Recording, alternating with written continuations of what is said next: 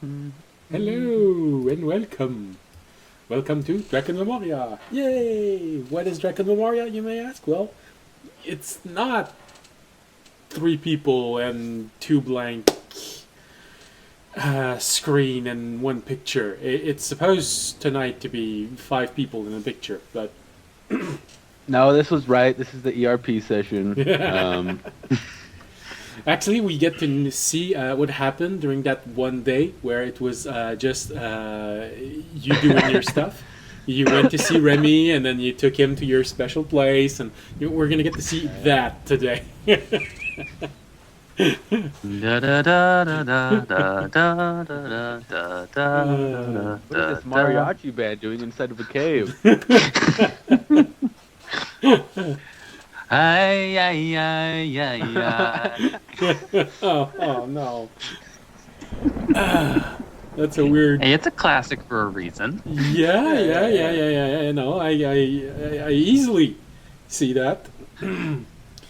All right, so what is Dragon Royale? Well, it's Dungeons and Dragons, or more specifically, a group of people playing Dungeons and Dragons. Yes, this will eventually become Dungeons and Dragons. You'll see. All right. Well, we'll give a little bit of time for our two other players to get here. One keeps saying that he's going to be there in a moment. The other one, well, his computer is on. That's all I can tell. All right. Oh, all You right. won the battle with the computer. We got another player. We got another player. We're almost there. No. Yeah, Andre will be a second. He's just figuring out because he's on his home stuff. Yeah. He warned me. There did go the ERP session though. Rip.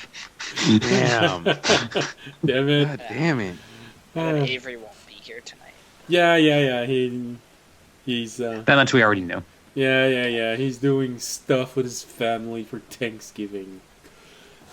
Someone that doesn't have the right priority. All right, so I mean, if people are giving out tanks, I mean, no, okay. I'll give it to you. There are some exceptions, you know. If someone told me that I could play Dungeons and Dragons tonight, or become a dragon, I'd probably say yes to becoming a dragon, and say, "Oh well, I'm gonna lose one D&D session. That's okay." but I'll be able to command my own continent. Yes, and I'll be able to play Dungeons and Dragons with everyone in real life. Bursting into Montreal. Roll initiative. Bleh. Right, so if you like the thunderstorm in the background, ambient mixer. If you like the world map, it's Wonder Draft. If you like the battle map, it's Dungeon Alchemist. And what was I saying? Oh yeah, if you're here because you want to be here watching Dungeons and Dragons, well, it's a pleasure to have you with us. If you're new, welcome. If you're not new, welcome back. That's everything I can say, I think. I think we got everything.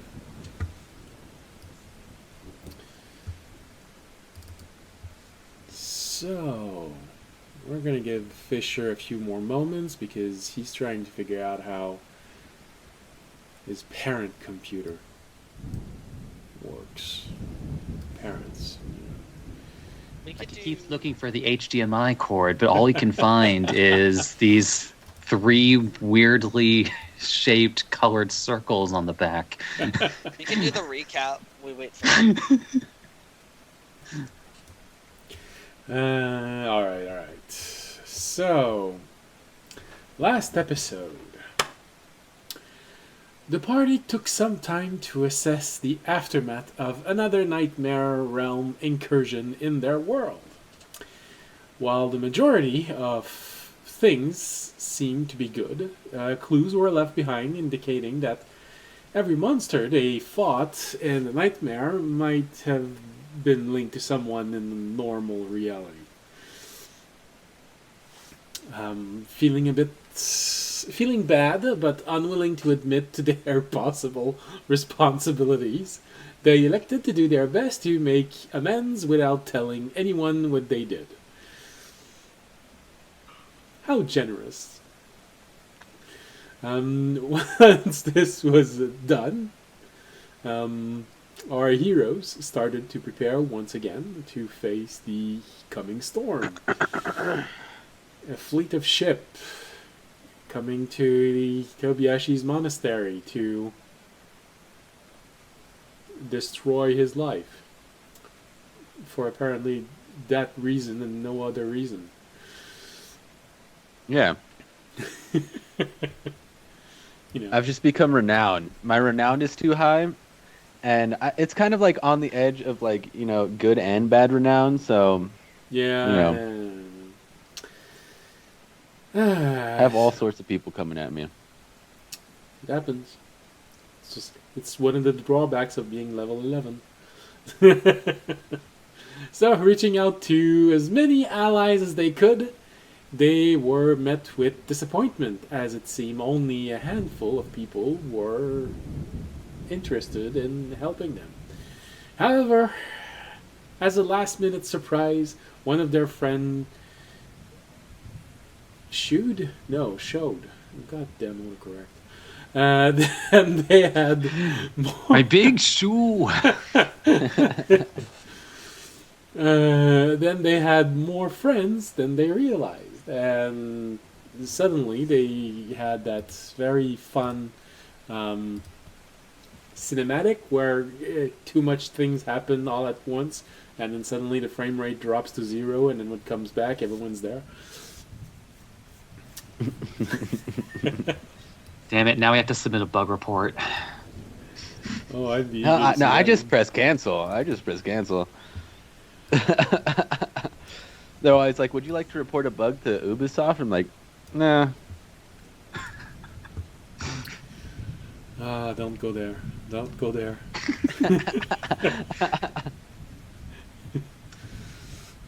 Hey, I know a great employer that we could all choose to work for. It's called Blizzard Entertainment.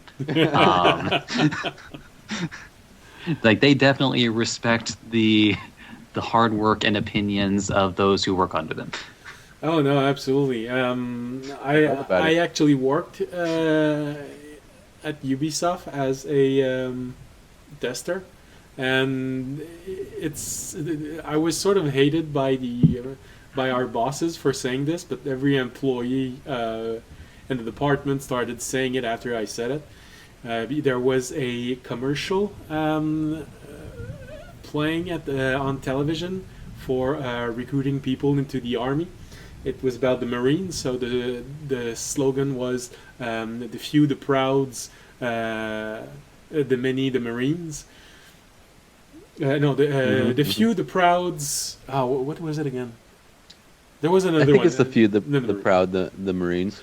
The few, the proud, the Marines. Yeah, so I changed it a little bit and arrived one day and saying, "We are the many, the proud, the expendable, the testers." And then it took 2 days, and then everyone was saying it in the department.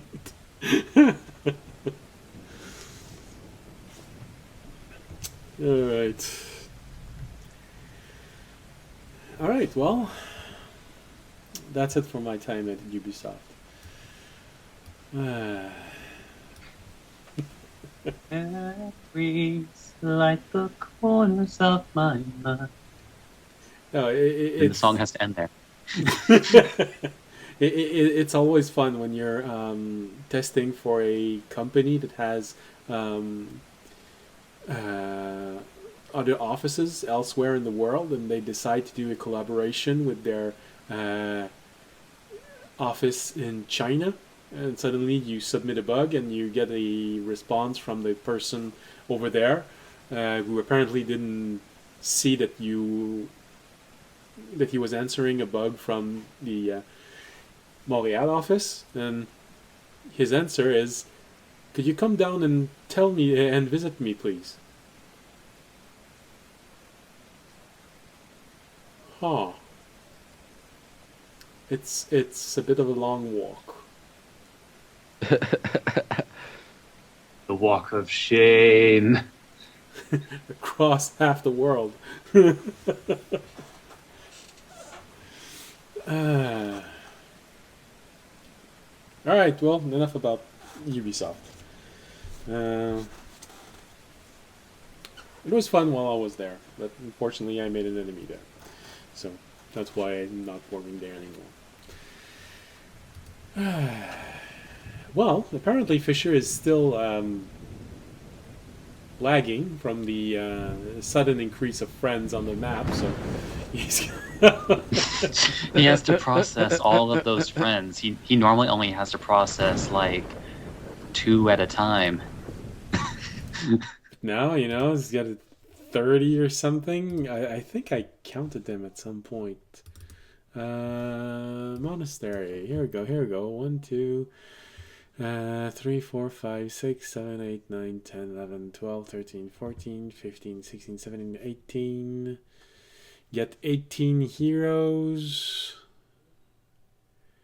And then there are the 8 students of one and 6 priests for another one. So 24, 32. Yeah, you just got reinforced by 32 people. And they're all high polygon because they're going to be there, so that's why Fisher is still lagging. You're muted.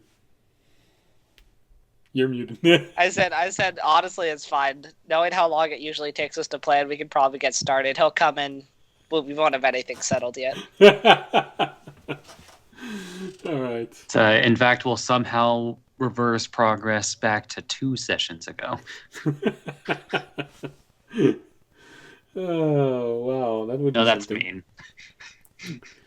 All right. So, I believe we left just as everyone was arriving, making room, starting to move everywhere. Tobiyashi was in tears, seeing everyone who was simply was just there to help you all. And, you have friends, apparently. A lot of friends. Some are kind, some are not, but friends. Everyone's very curious about meeting, about learning more about Tobiyashi. It's not every day that you get to visit the home of one of your friends and bring a school bus full of people with you to that person. Field trip. Some of the monks are just looking at all of those people suddenly pouring in, and you can see in their mind they're going, where are going to put all of those people? We didn't prepare food for this many people. We're just about to eat. What are we going to do? All right, well, everyone's going to eat soup apparently. So Just like shove all the food that was just prepared into a pot of boiling water. Yeah.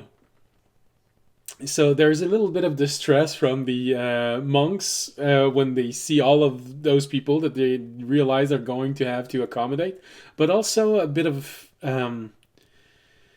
reassuring feelings Relief. mixed with all of this, because it's help, and they know that they are in dire need of help. Something big is making its way to the monastery, something that just wants to murder all of you. Only some of the teachers, some of the masters are aware that it's because of Tobiyashi.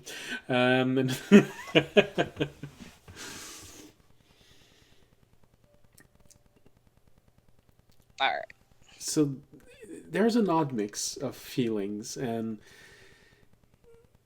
all of you see all of those people, and it's kind of interesting. Tobiyashi, you get to see a lot of the monks that were among the heroes. You see 2 monks, you know that there's a third one missing, but okay, you got friends among your own people. Remy, not a lot of rogues, but damn, the one that's there, ah.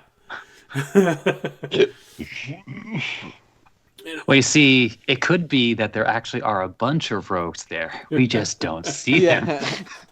They're all there. So why does he want me to see him? Oh no.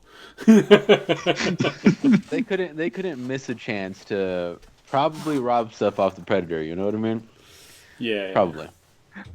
Actually, they're already stowed away on the ship, biding their time. Just We've already waiting. been prepared like 3 weeks ago. We've been on the ship. Oh no, you know, we visited a priest and a divine. No, visited a diviner, and it told us that you'd call us. So we've been there for 2 weeks now. Even for you, audience, it's a bit strange because it's been a while since you've been around so many dragonborns, but suddenly you have 10 dragonborns that just added themselves to the monastery. All right. It's like having a little slice of home. That energy that you've been used to all the time, that felt like everyone was slightly lethargic when you started adventuring outside of your village, but they're all there. They're all talking loudly, being very curious about everything. Already talking about food. I mean, I'm down. Like, hey, we were about to go eat dinner and then go to bed, so it was night.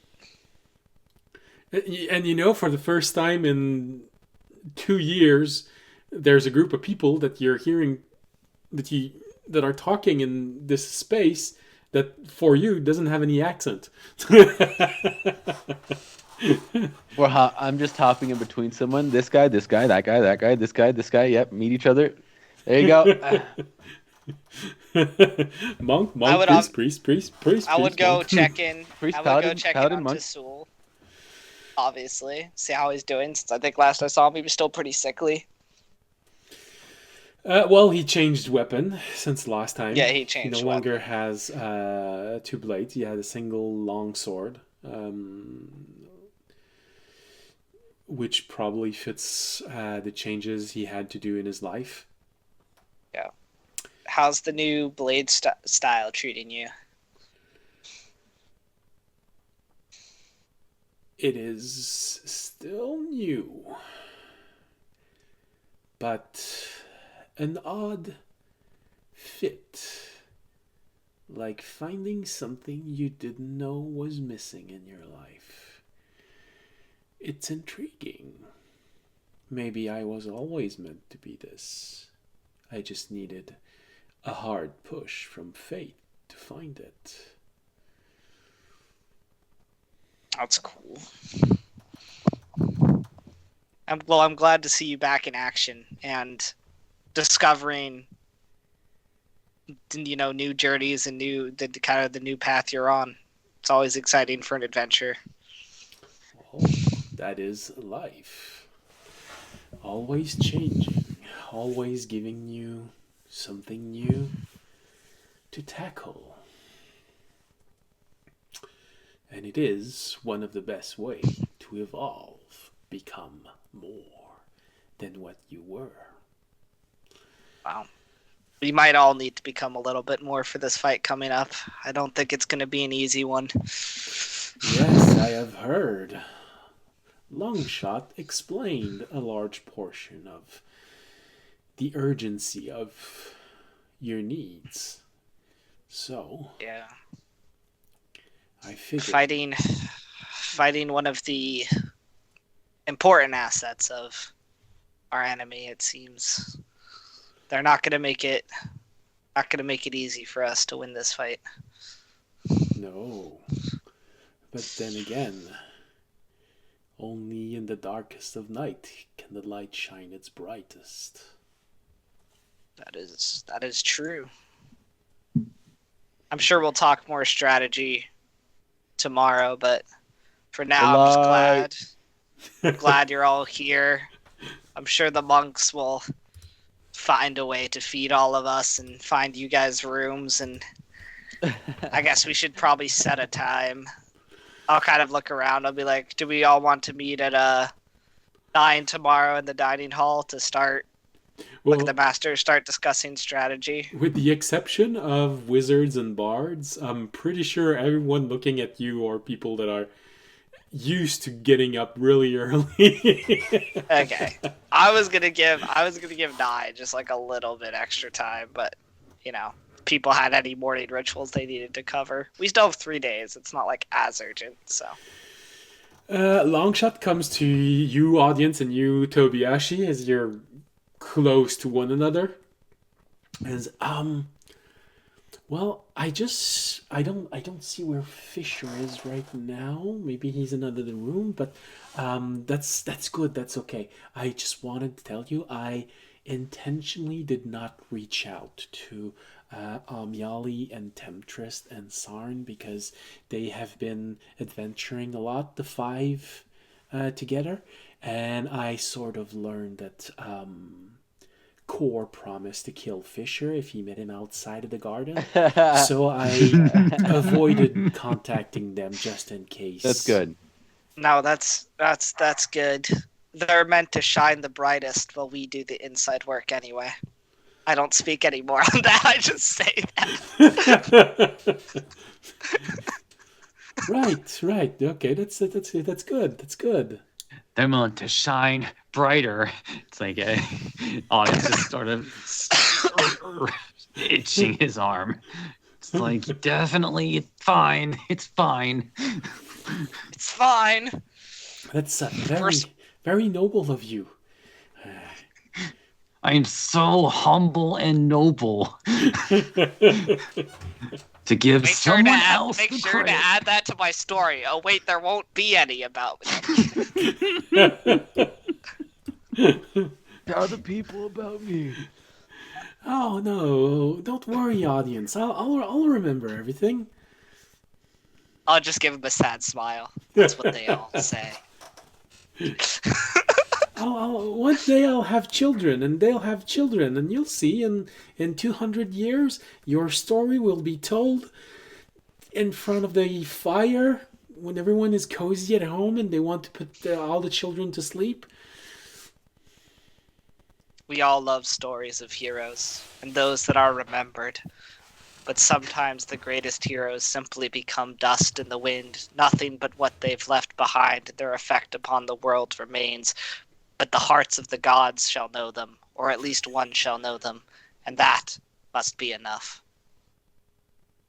Longshot blinks a few times and then looks at you, audience. Come down here for a moment. I think you're not getting enough oxygen up there. He waits for you to kneel in front of him. And he grabs the side of your face for a moment and says, "Are you okay?" Hey! Wow. Can you hear me? Yes, we can hear Yes. Amazing. Oh God! No. you. Is that your actual voice? Oh. Did he always look like that? Is Camille the one that I talked to, the druid, right? Connie? Yes, she's a Connie, druid. that's where it is. So yeah, Longshot really looks at you after saying all of this and just, "Are you okay, audience? Do you need help?" I have I've never my seen There's you. not enough. I've I never come up to heard the you back. this dark before. There's not enough help in the world for audience. It is all right, for in my own darkness, my light shall shine the brightest. Yes, that's good. That's good. Come. We'll go eat together. We'll talk more about this if you want. He looks at all of you while he's trying to bring audience to go away. It can take a while.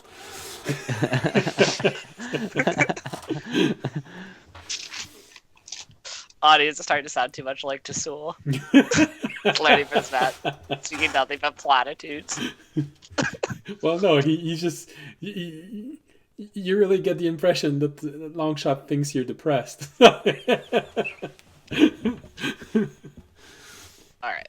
Yeah, I'll tell everyone. All right, we'll meet at 9 tomorrow in the dining hall to start our planning. For now, eat, get a good night's rest. It's going to be a tough few days, and then we shall see as the fate turns and what the gods have for us. Longshot looks at all of you. I'll eat with him during the lunch. I'll try to solve the problem. Come, audience. I think you need it. All right, everybody. It might take a little while for them to prepare food, but you could follow us to the dining hall. God, is everyone gonna fit in there? You immediately hear all of the Dragonborn saying, "Oh, we'll help! Come on, tell us where the pantry is. We'll fix something up." Don't lead them near the pantry. No. It's okay. You guys are guests. We'll prepare it. Don't worry about it. Next time. One Dragonborn just grabs you and squeezes you, like the excessive friendly, shoulder squeeze. And, come on! There's no need to do this quietly. Here, I got this, Toby. Don't worry. While we wait for food, there will be an arm wrestling competition in the dining hall. You see two of the Dragonborns are sitting there. And you see the other Dragonborn. Come on, go ahead. We'll help them. We'll fix something up. One of the Dragonborn looks around and says, "You there, the little priest." Pointing at Coven, looking at. How well do you like your balls done? What? Coven, No. do you want to arm wrestle him round 1? You're still joking me. I'm just I'll getting just yell- dragged. I'll just yell, Coven, do you want to arm wrestle him round 1? That could be the first matchup. Who, Connie? Let No, Connie arm Coven. wrestle. No, Coven. I think Coven will win, but the Dragonborn doesn't know that. Okay. Sure.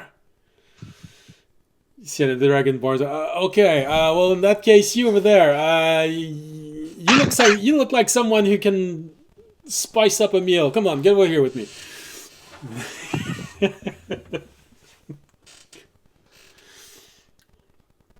Alright.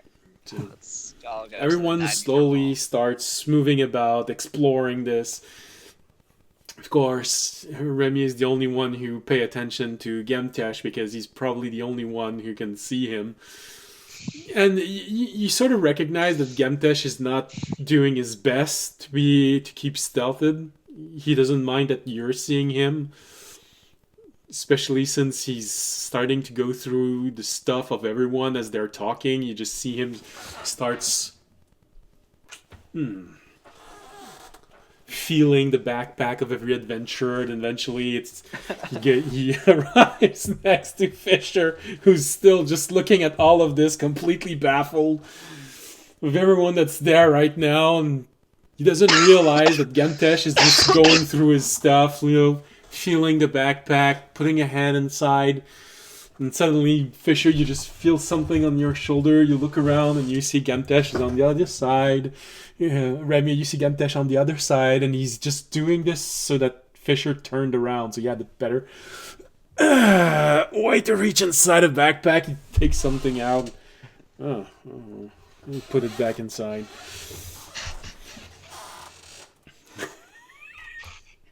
I just rolled. He rolled a natural 20 on his stealth. So there's no way you'll ever see him, Fisher. Don't see him with my whole 15 passive perception. Wait, are you saying the probably like 46 he gets from that or something? It's So more than double. It's probably good enough that even gods are having trouble hearing him right now, so. He doesn't steal anything from you, Fisher. He does seem interested in a few objects, but he just looks at them for a while and puts them back in. So, other than when you look around in your backpack, there's probably a moment at one time somewhere during the next month where you're gonna go, "Didn't I put this in?" Never mind. I probably just didn't. It is all messed up. I thought it was on the left side. No, never mind. So everyone starts moving about. Some are already starting to evaluate the monastery. You recognize a very stern and very analytic face from three people in particular. Kudan is already evaluating everything around him. Very stoic, very calm. Audience, you know, went and told he my is. master. Sorry. I said, "Oh shit! I should have went and told my master." Anyways, Well, you know, Kudown is one of the tempered dragonborn, so he is born without having that urge that you all feel. He's already there analyzing everything, looking at different hallways. Bertrand and Sierraf are also already evaluating possible entry points. They went immediately to the entrance of the monastery, starting to evaluate things. Most of the others are just talking. They're exchanging information, talking about the latest adventure.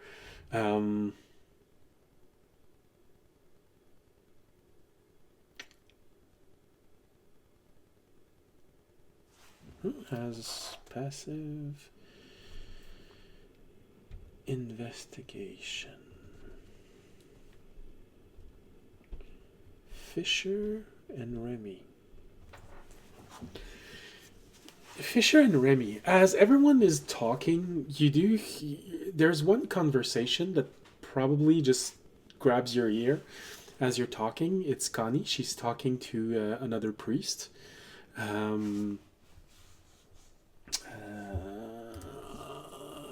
think it's a tiefling, but yeah, Zeal. It's a tall male tiefling. His skin is a bit of a odd. It's an odd color. It's not normal color for tieflings, but there's sort of a gray, slightly purplish color that sort of makes it feel like he's been taken out of a drawing of someone painting a storm.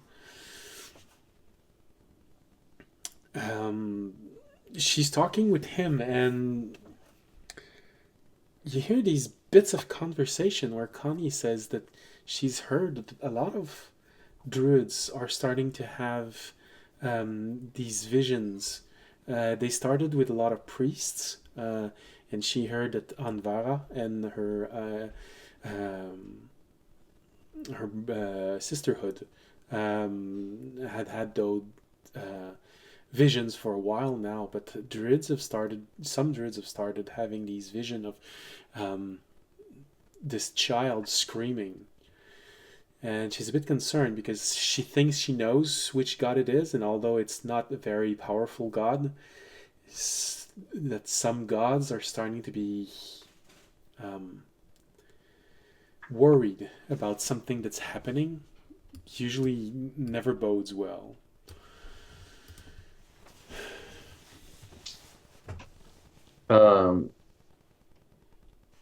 I know Avery's not here today. Where is Jorg? Well, it was a lot of people all at once, so I think he went and did the introverted thing and isolated himself in a small corner of the garden outside. Okay. I will approach them and ask, what god is it that you think it is? I overheard you talking about the dream of the kid screaming. Jorg had one of those, but he wasn't sure who it was.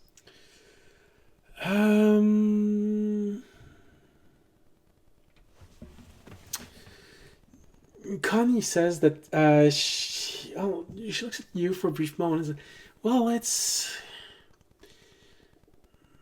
I haven't had that dream personally, but um,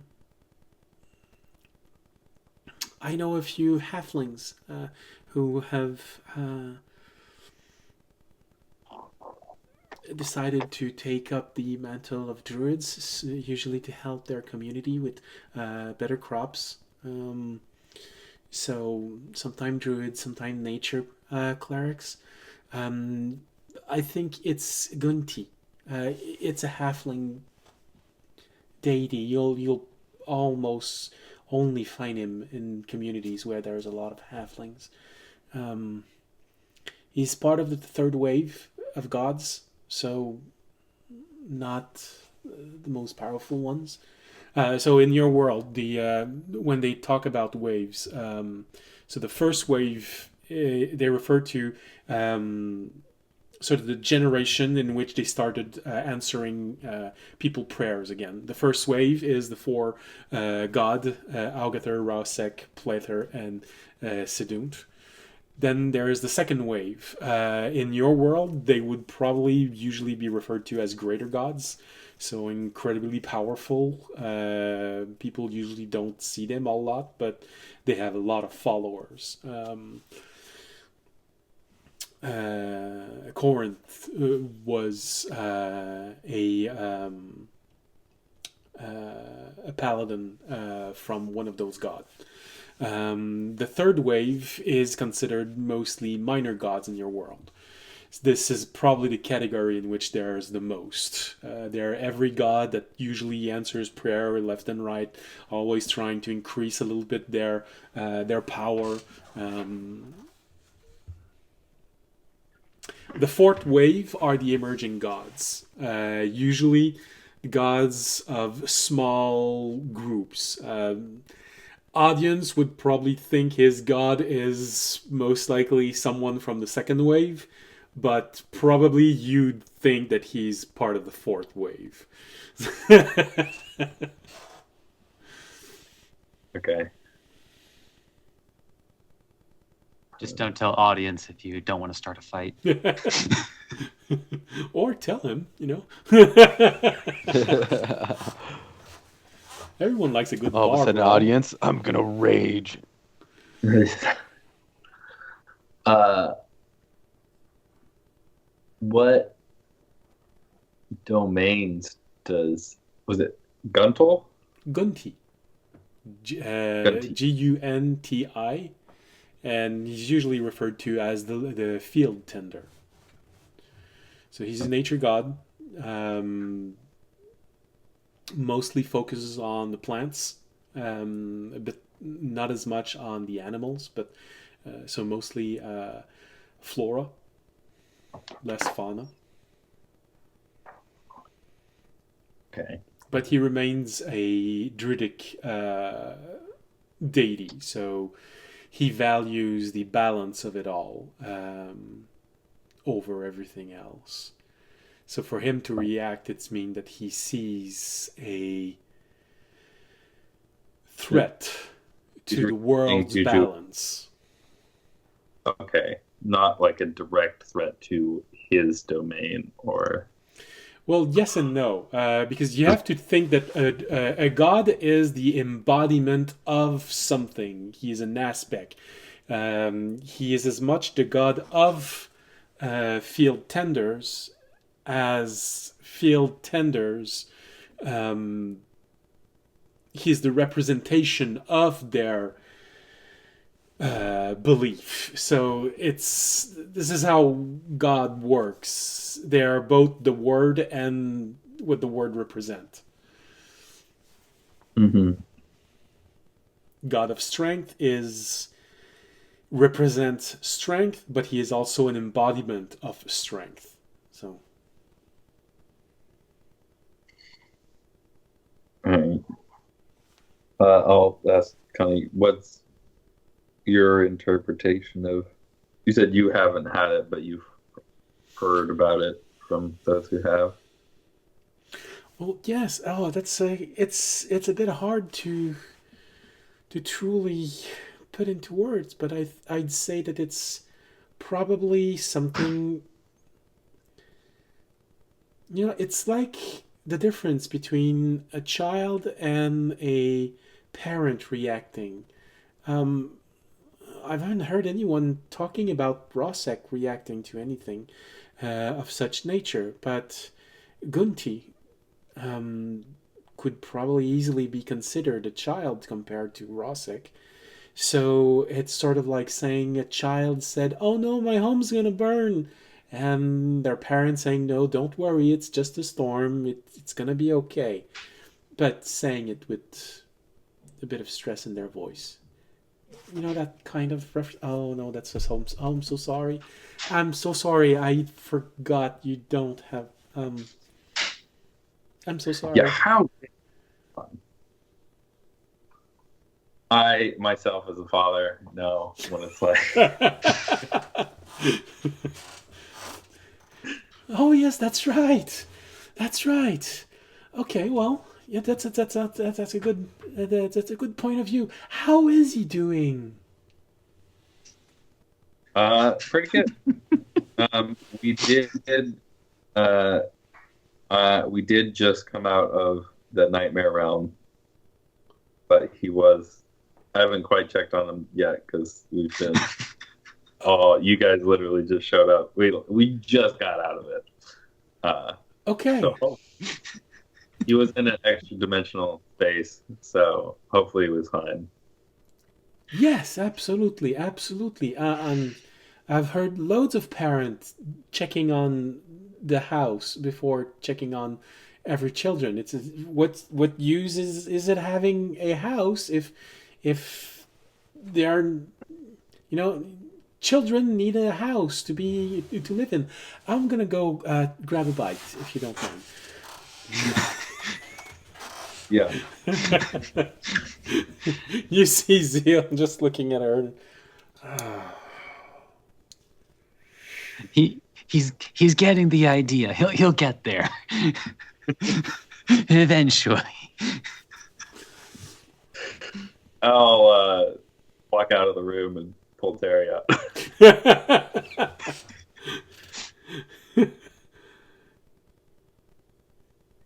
Terry has a brief moment where he looks at you.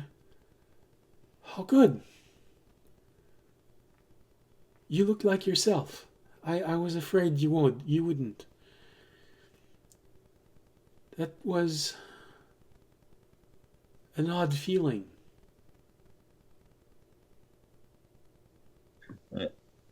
We got stuck in the nightmare shard for a little bit. Oh, okay, yes, yes. I remember. I remember about shards. Uh, it's what you call the primordial material from which your world is made. Yeah, kind of. Strange concept. But yeah, I didn't want to expose you to that. So, but I was kind of hoping it made. It sounds like you felt something though. Well, Doing- it's it's the way different realms can interact with one another. If you put a realm inside a realm, the outside of the realm is subjected to, and he starts explaining this to you in a arcane way that maybe make an Arcana roll. Okay. Like, have you ever thought about what would happen if you took a bunch of zeros and ones and then you turned one of those zeros into a 2? Um. Yeah. So that. But I have a good bonus. So that's I rolled a 4, Okay. but that's a 12 or a 16 with Terranad. Okay, okay. So this is one of those moments in your life where you unfortunately have to say that. Realize your child has surpassed you. Oh, yes, yes, there's that. What he's explaining is on a far greater level than anything you've studied so far. So everyone says that the parent has succeeded when his children exceed whatever he's done. So, yay! Good parent! But that's. And you're not sure what he's saying, and thanks to Terranad, and this is where the part that's probably harder on your ego is, he's not gonna let you live it down because he spent the entire explanation trying to explain it to you in simpler words. Mm-hmm.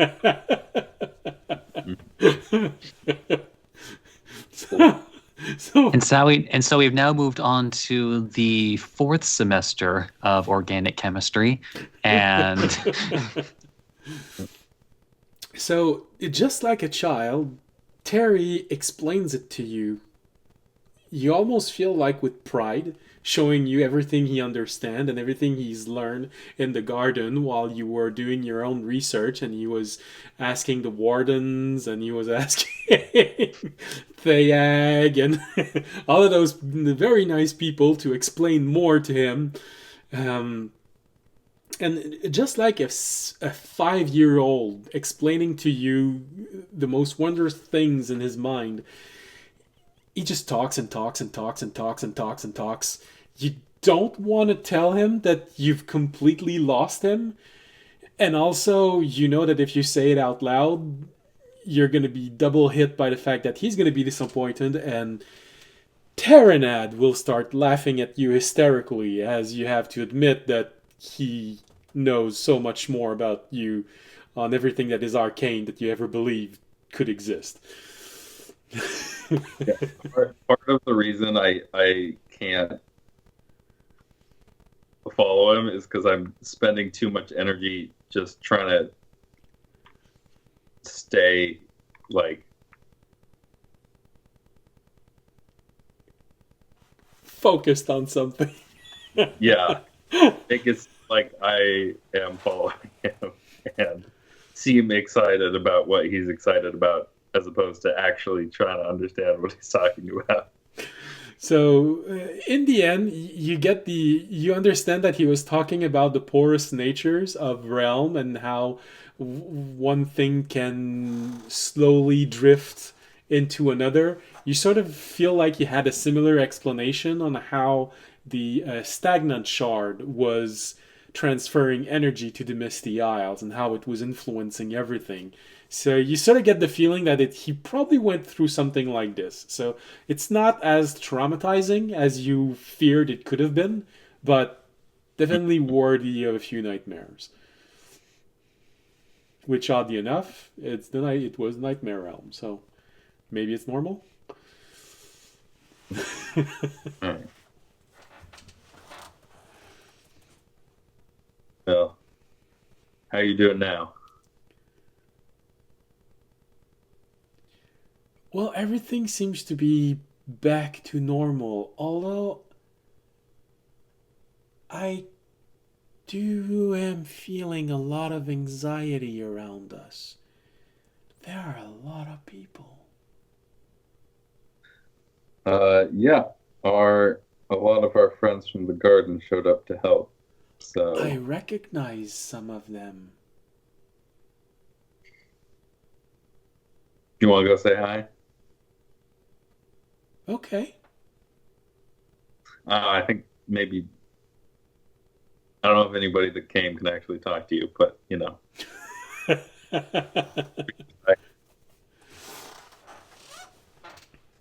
then I will go, yeah, rejoin the group. So now the monks of the monastery have another factor to. Oh, good. Now they're starting to pull people out of bags. Excuse you, a box that Oh, was in a, you sorry. know, You have a monk that's there. Oh, sorry. very expensive box. So, do I place the box above the bag, or I'm not familiar with that scale of pulling things out of things? Yeah, it's way above a bag. It's an extremely complex, magical house box. Right. I get the feeling that there's going to be a lot of those children who's going to keep talking about us, about the day that all of these adventure came. Oh, it's sort of. Well, you're welcome there, your monastery. Oh yeah, no, absolutely. Well, at least we don't have to feed you. You're welcome. I do what I can. Well, that's always appreciated. And you remembered to wash your feet before entering into this room. I don't think they understood that. And he points toward 5 Dragonborn who just entered the room. Yeah, that's not surprising. Well, it's like receiving diplomats, just 20 of them at the same time. Right. Well, I get it. I mean, if you asked, they'd probably like clean up, but yeah, you want to ask someone who's arm wrestling a dwarf to clean up after themselves? Yeah. Oh, good. Then go ahead. I'll do something else. what monk is this? Is this just some random dude, or is Oh yeah, this no, like it, one it, of it like was one of the monks of the monastery. There are 60 of them right now running around everywhere. so, so right now there's a little bit above 100 people inside of that monastery. yeah? So specific, the Dragonborns he's talking about are Some of what's his audience. apprentices, or is it its audiences? Well, kin, I was gonna say. No, they are Kayazin, your masters. Yeah, There are 8 of his most promising students. Since you know a little bit, you had a Dragonborn master. You know that it's what they're going through is sort of their test to becoming level 1s. If they pass, then it means they survive and they become level 1. If they fail, it means they die and they don't become level 1s. And yeah. oddly I enough, think they seem to be okay with it. I think Fisher just lost a little bit of respect for that monk for being scared of a not quite level 1 dude, but he's supposed to be a master of the physical arts. Well, he's just a monk. He wasn't a master. He was just a monk.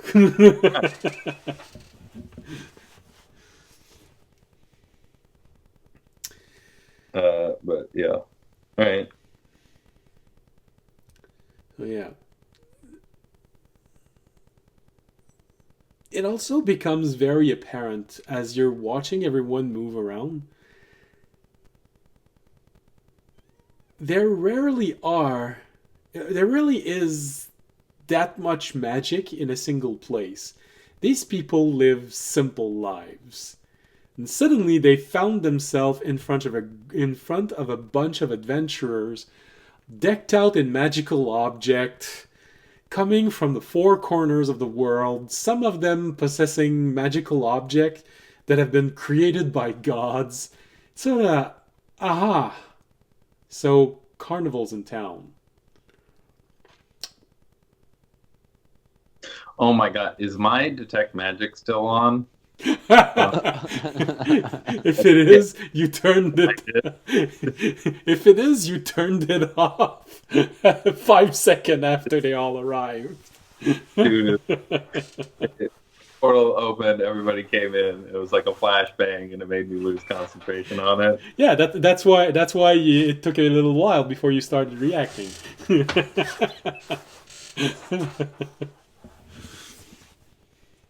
Now we have our justification why you.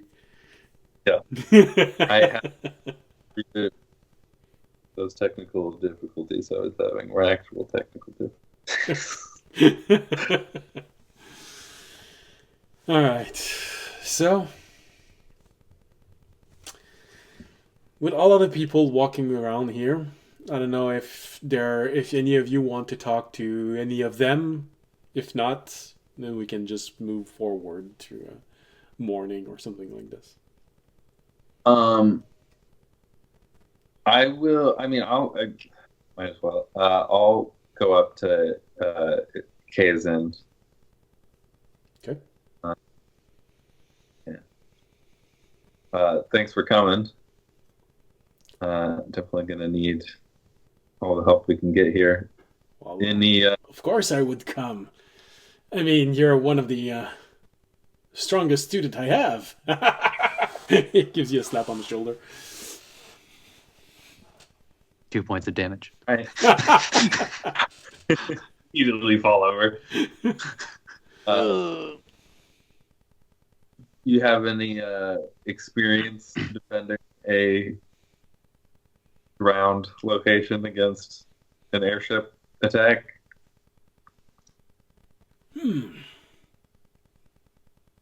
Well, I do admit Feeling- it feels a little familiar from to a few of my own adventures.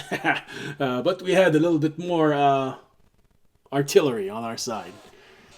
It feels like this monastery is a bit underprepared. Yeah. But that's what makes a good legend. Those who survive become something. Those who don't, well,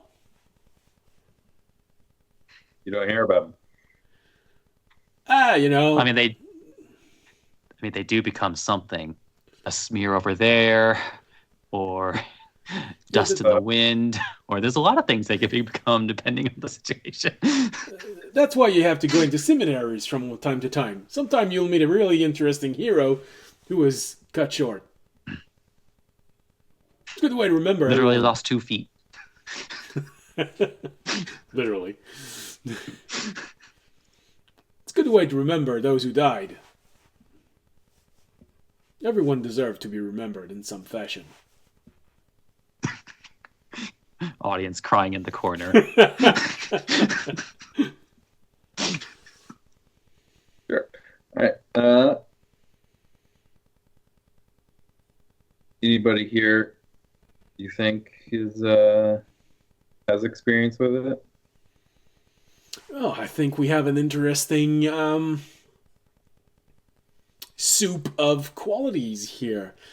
I mean, Soup of qualities.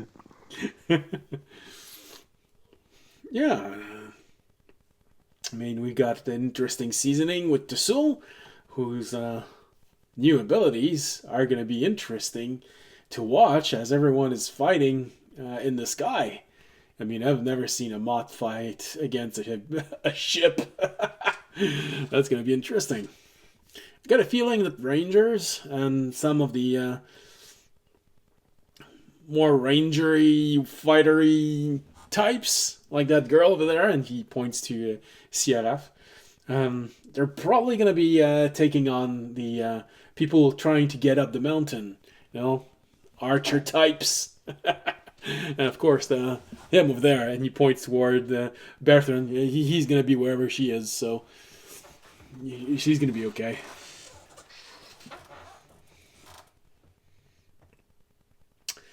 Well, I was thinking when we first showed up, we were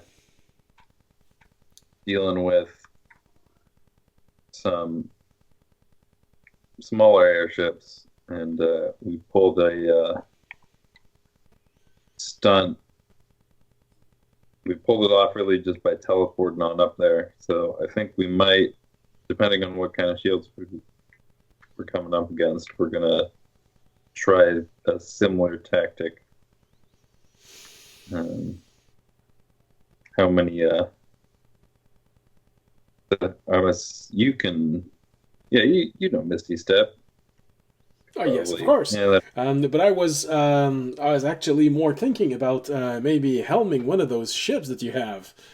I mean, that's gonna be an interesting thing to do. Have a ship of my own. Take one of the priests that they brought with us. Maybe 2 or 3 of the Coven's Brotherhood. Keep the barriers on this ship intact. We're gonna show them what a real aerial fight is. It's not because we don't have wings that we can't fight in the air.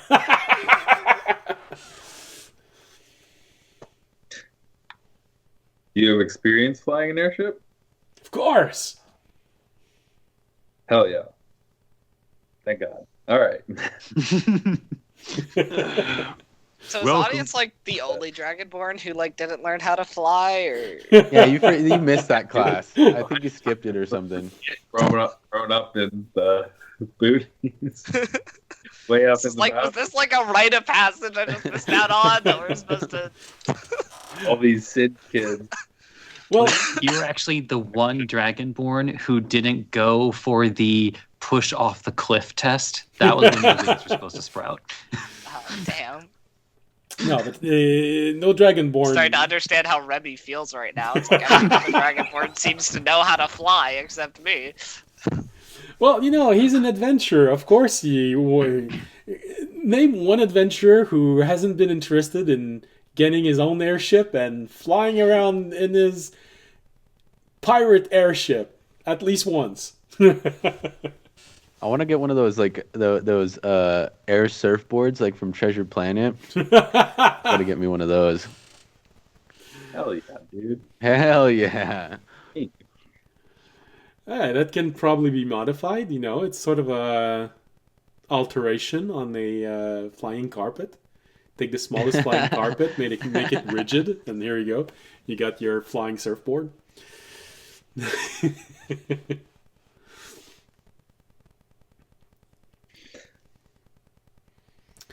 All right. What time of day is it?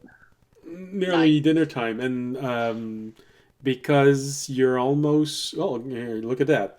In there, you're almost in December, just like here. So it's probably starting to be very dark outside, and this is why everyone is was preparing for dinner, and now they got to figure out how to double the quantity of food that they need to make. So, but it's probably starting to be pretty dark outside. So I don't know, something around 7 or 8. All right. How many? We've got 3 days. Yep. All right. Sorry, I'm trying to remember everything because I realized that I forgot my notes. Well, it happens. So yeah, during their conversation, you understand that Kazan wants to helm one of the ship and take a few of the priests. So probably most of his students are going to be on board the ship. And you just know that he's going to try and board other ship with more dangerous means. Sort of I want to like go on a just ship. jumping down the ship to the ship below. And... Oh, definitely. We're 100%. I mean, unless someone specifically doesn't want to be on a ship, we're going to be on a ship. That sounds fun to me. That's a guy who knows what I want. And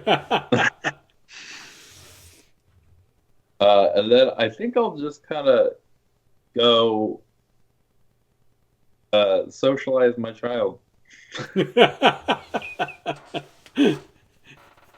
Look, Hey, this is where my people. birth. Yeah.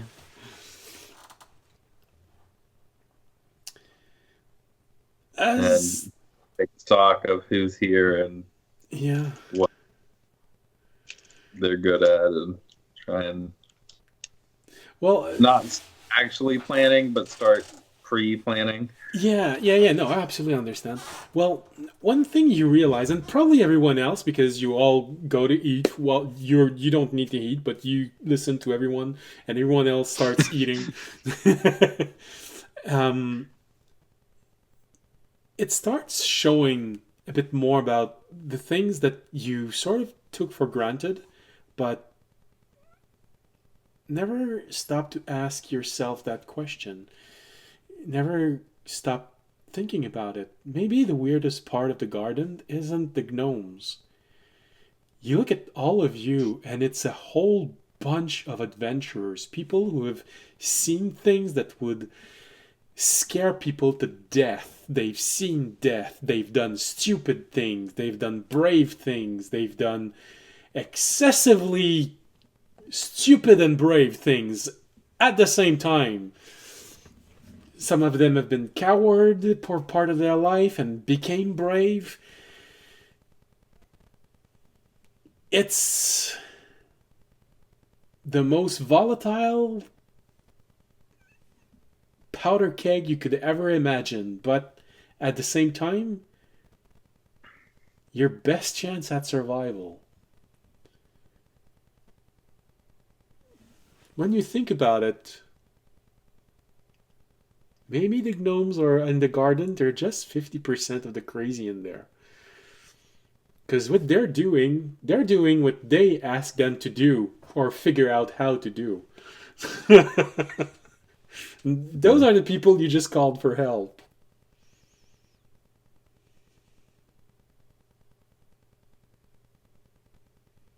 Hell yeah. It's hard to fly an airship through a shitstorm, so. You know, if the technology existed, just looking at them, you'd probably be sure that tomorrow you'd see one of them strap a jetpack to his back and try to figure out how to fly it. Hell yeah. It'd probably be me. If the technology existed. Well, I would like to take a thruster from one of the ships and make a. Strap it to your back. Yeah. How high can I go with this?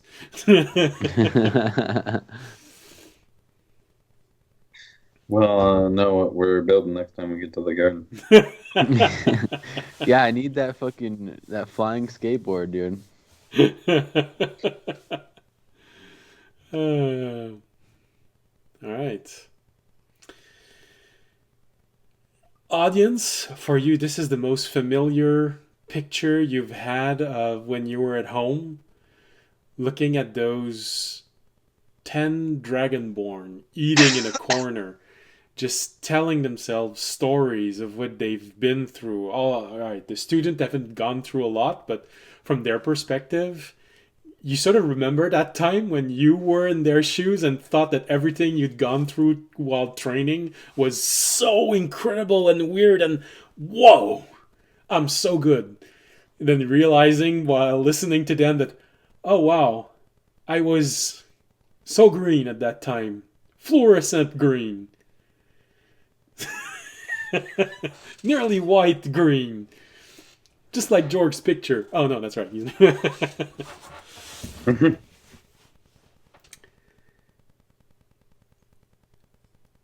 know, I missed that time. Yeah. And There was hope and joy in my heart. No, sorry. Crawling in my skin. These wounds, they will not heal. And for the first time in 2 years, audience, you can sit at a table and speak your native language with people speaking your native language. You don't have to think about how do they say this in common? No. It's just you talk. And they laugh and they answer and they tell you stuff. None of them have weird accents. Ah, feels good to be home. Exactly. A small slice of home. Tobiashi is literally at home. Remy feels at home as long as audience is there. Fisher is having a breakdown. No, I'm kidding. Fisher is the only one who never has a home. God, that's sad. You all come to that realization when you look at Fisher on one corner. No, actually, Fisher's home is technically on the way. Oh no, wait, is that more his prison? Yeah. It's those who destroyed his home that are coming. Hey, a prison can be a home, right? Okay. If you live in there long enough, yeah. But no, actually, Fisher, you're the only one whose home is waiting for him on another island chain with a whole bunch of brothers and sisters that are just as weird as what you're looking at right now. Mm-hmm. For a brief moment, there's that element of, they'd make tonight Right. so much weirder in an interesting way. Locations. Well, at least you know where they are. You know, Mm-hmm. you look at your friends and you realize, well, Remy doesn't know where his family is, so you're better than him. You're better off than him, at least. While Remy is looking at you, thinking, "Oh, my family is with me. His family is hiding in a hole somewhere." Maybe, You don't know it. considering how we left. Yeah. Well, you Yeah. don't know it, but you're looking at one another and you don't realize that you both pity one another for nearly the same reasons. Now you're the sad one.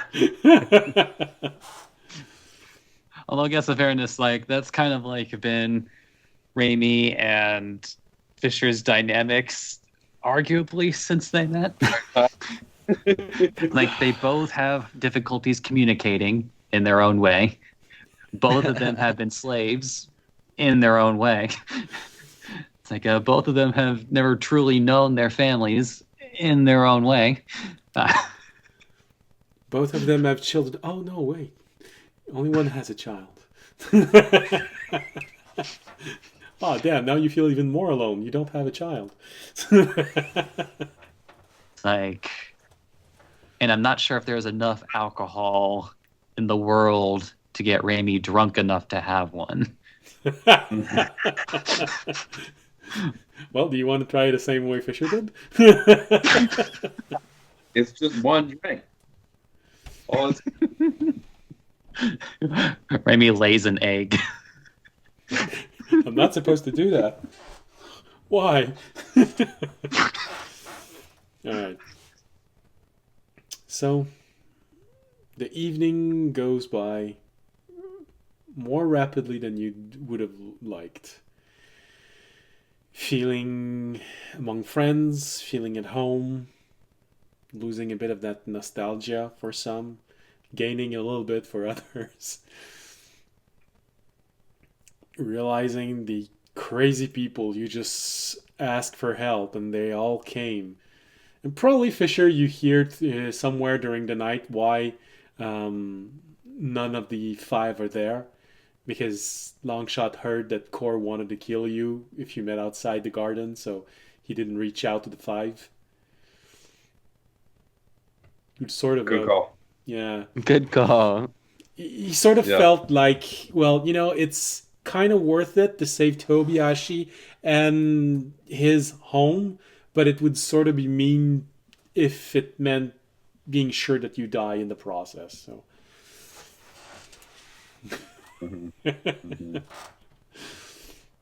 And obviously, like, who'd you rather have here, right?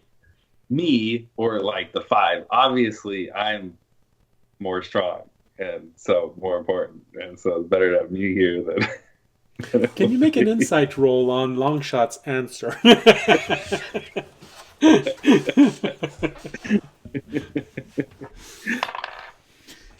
Nat 20, let's go. Oh, all right. He looks at you. Yes, of course. You're so much better company than Temptress and Amiali is. And Core. Yeah. Yes, of Yeah, course. they scare me. You've been plotting with them. Yeah. I know, they still scare me. And of course, who enjoys spending time with Sarn? Who literally talks to nature. Of course, you're so much better company. We have someone who Tobiyashi, talks to nature. can I talk to you come for a moment? on. Yeah, come this way.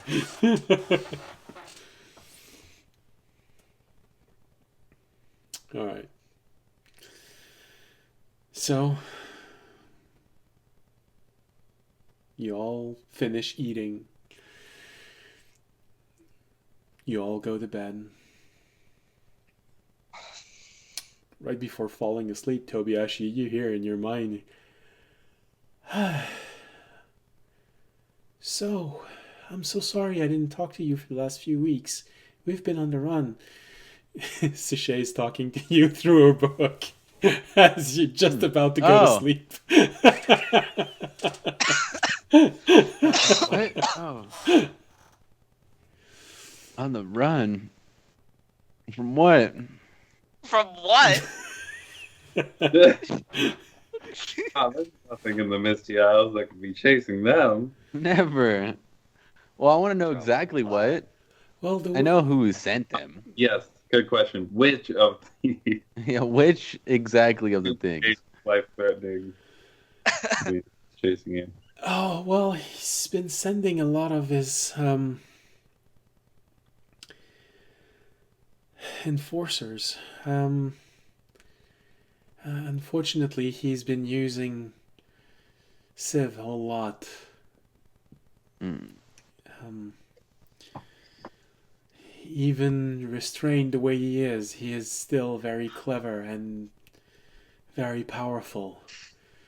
Fortunately, I think he's still in there. I think he's still fighting. Because sometime in key moments, you can see him hesitate. So I think he's still in there. But this also means that if he's in there, he has to watch all of this suffering he's inflicting on everyone. I think that's why the wizard is using him so much. To punish him.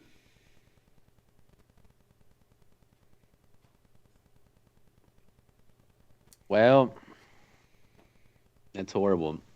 His why did I want to call it a symbiote? What is the thing's name? Krell? Krill. We currently have Krill healing right now. Oh, that's good. At the garden. Okay. We got him back. And then I started explaining everything that we're going through right now.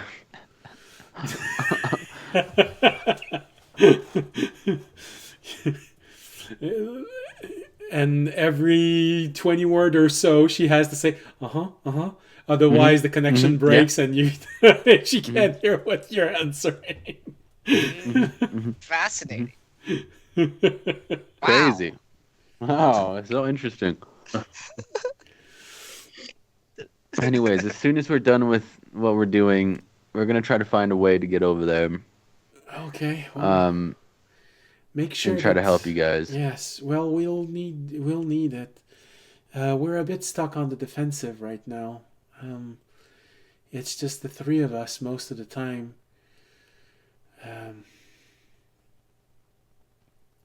We're trying to make our way to the abandoned island.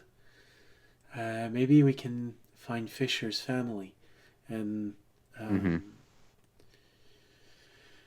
least get a few allies or make sure that they survive. But it's difficult to leave cities they've been screening everything that leaves, every train, every cart, every sewer. Damn. They really want to get. They really want to catch us. We were able to change cities once. I don't know if we're going to be able to do it again.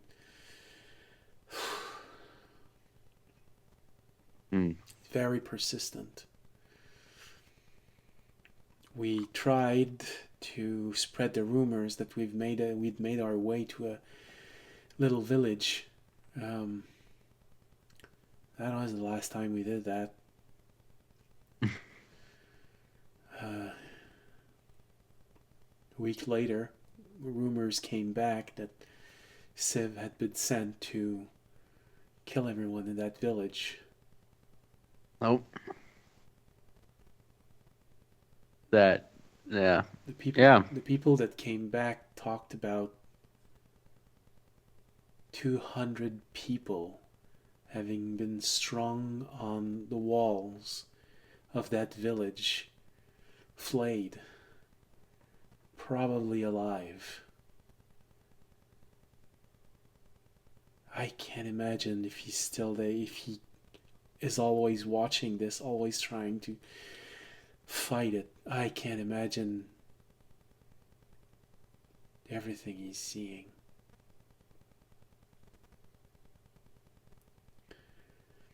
But we've been using this time to figure out maybe possible weaknesses of this entire master plan of the wizard.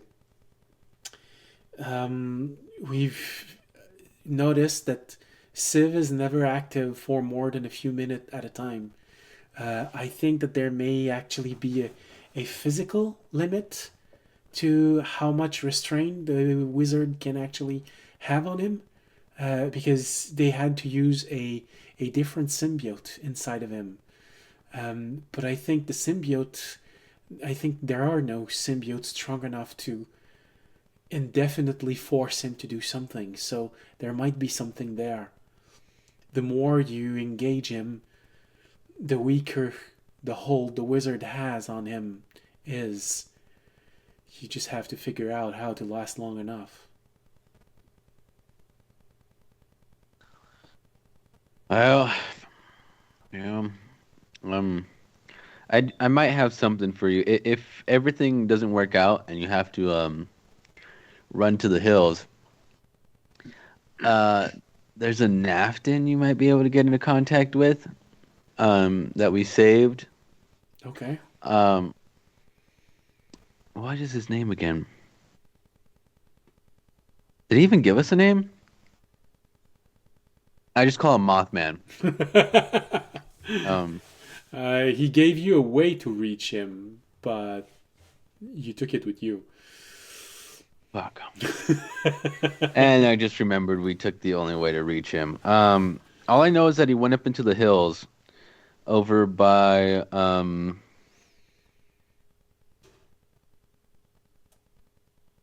was it where we found that laboratory, or was that somewhere else?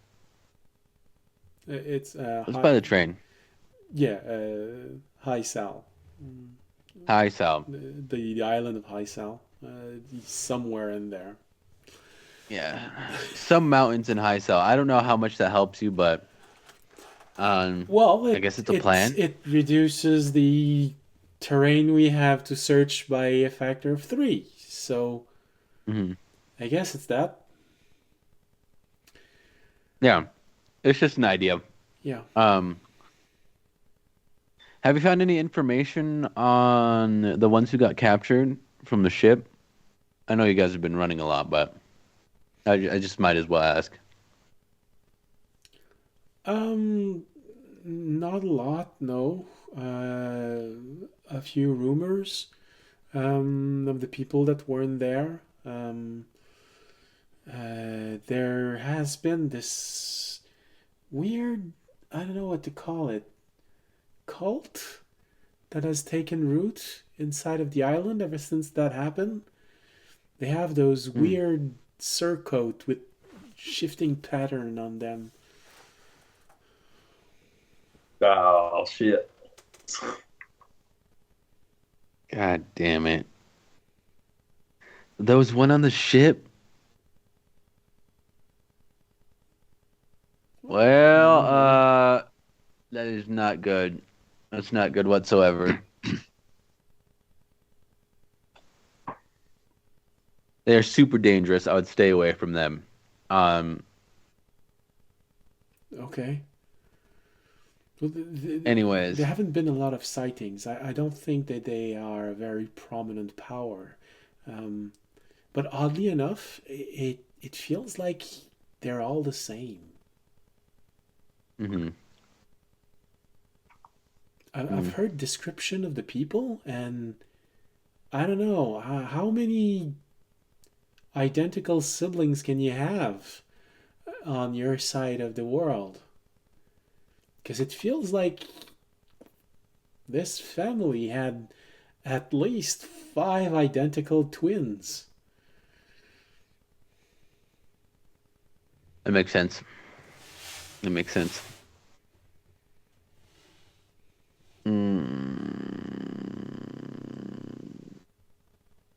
Wait, is it this one? Okay. Give me 1 second.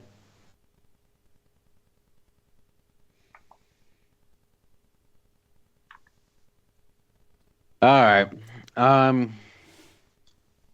Thank you for at least letting me know you're alive.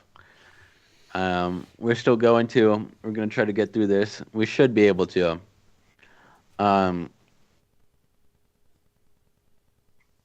and we'll let you know when we could come and get you. Well, I mean, just keep messaging me, and I'll let you know whenever we can.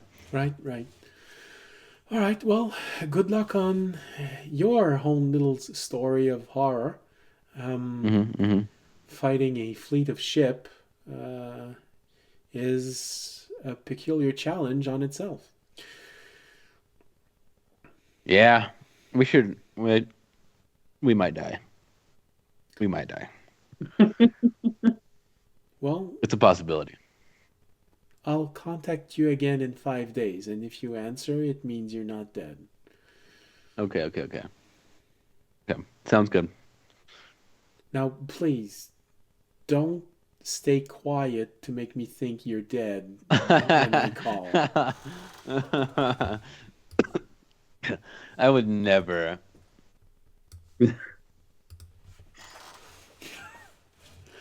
All right, have a good night, Tobiyashi. Good night. Sleep good. Be safe.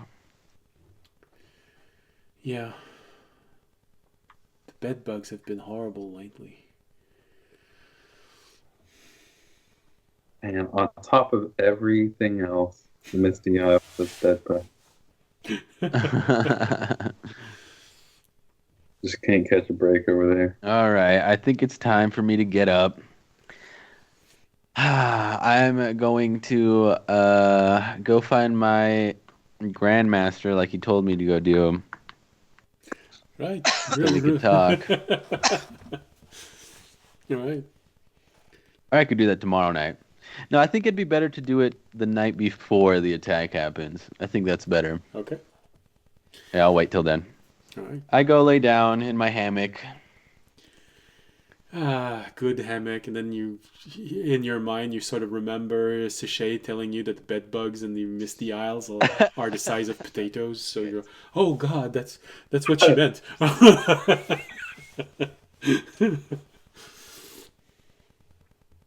right. That's horrifying, but at the same time, I feel like Oh, I forgot to make tell her. because then you can I was gonna tell her to let the librarian know that he got audience at least once. Knocked him out. Well, admittedly, it's because he wasn't playing that night. But all right, a Yeah. win is a win. A win is a win. A win is a win. All right.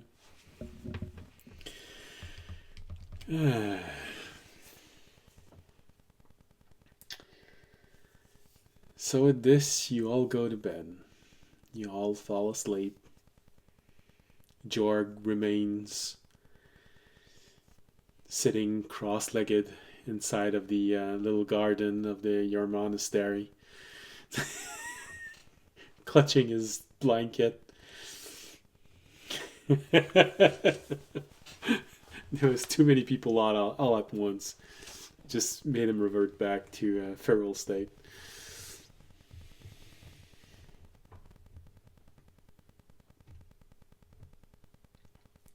At some point we need to get him therapy.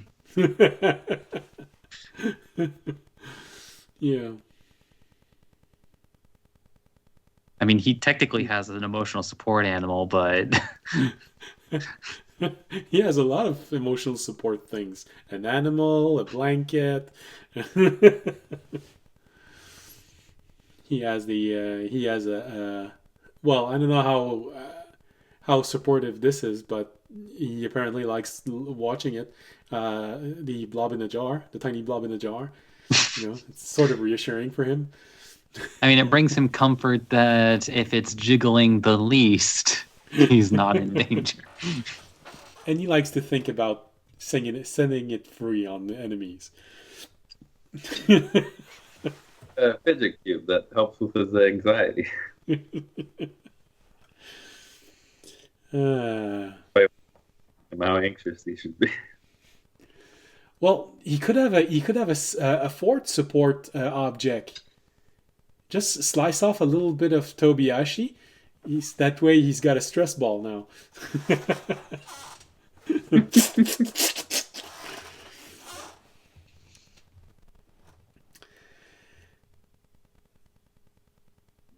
During the night, as you're all sleeping, audience, you swear you were in a room a moment ago. Now you're in front of a campfire.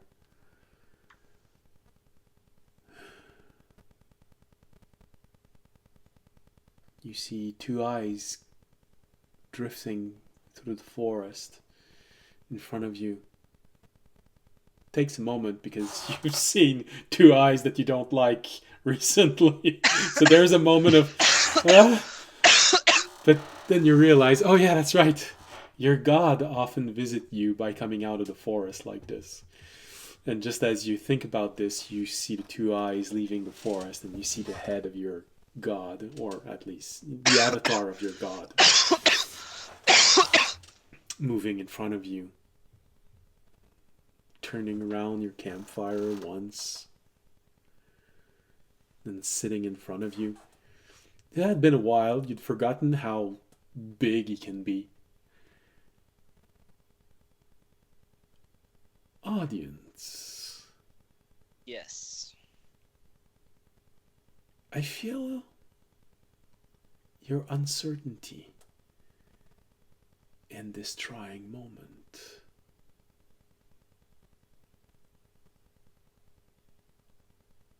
I am uncertain about many things. I see.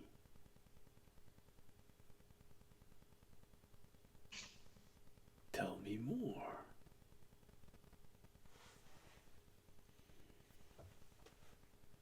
I am a door that too many have knocked on. Too many words, too many messages have filled my mind. I am being yelled at by 1,000 different voices, all telling me different things. And yet most of them lead to uncertainty for me.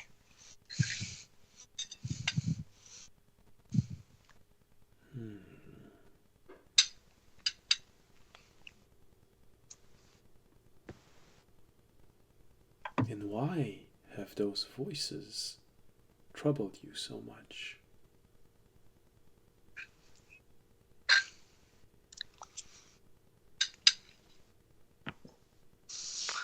Many of them speak of different fates, different paths I am going to walk. Many not the one I originally thought or the one I would have chosen. Many shred doubt on you and your religion and our religion, saying that Perhaps all my work, all that I have done, has only created a greater problem and not solved anything. People I thought long dead have returned. Those thought closest to me, I've learned may in fact be my enemy, and yet I have been told that is what I should have come to expect in my life from those throughout time as I have wandered.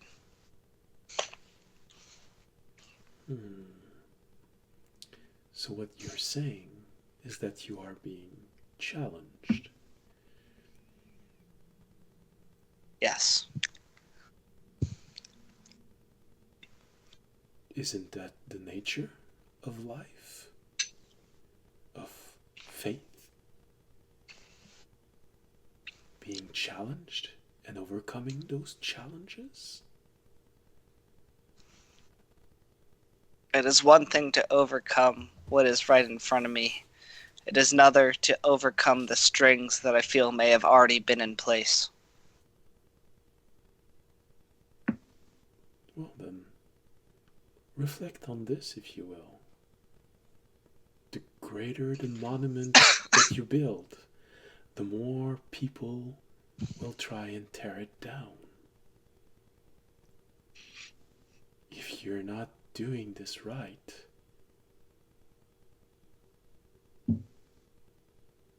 then no one comes. If you are doing it right, then the jealous, the envious, the power hungry comes. Try and steal it. Tear it down. Make you feel small. I fear that I will not be enough to stop the monument from toppling. Then does that mean your faith was lacking? Perhaps. But I am only limited in my power. Those forces set against me have shown themselves to be far greater than I anticipated. Then the problem is not the challenge. The problem is that you underestimated them.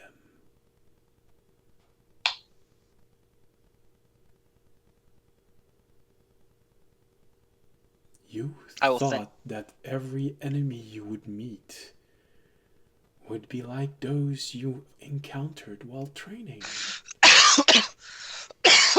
But the greater you become, the greater your enemy becomes, and the greater the challenge. But when you succeed, you become the light. You take everything they have thrown at you and make it yours. You become a beacon for people to rally around you.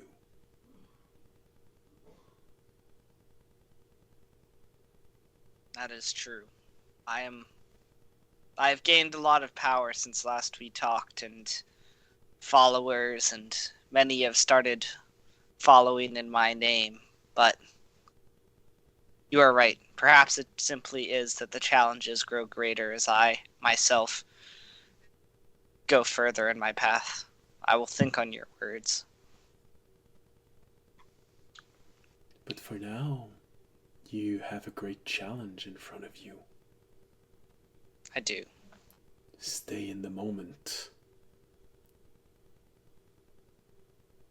I will. Thank you. He looks at you for a brief moment. Gets up. Make one turn around you for a brief moment. There's something eerie about this way that he has of always looking at you from all angles once. Then he walks back into the forest, and his form disappears into those two eyes that watch you and slowly disappear.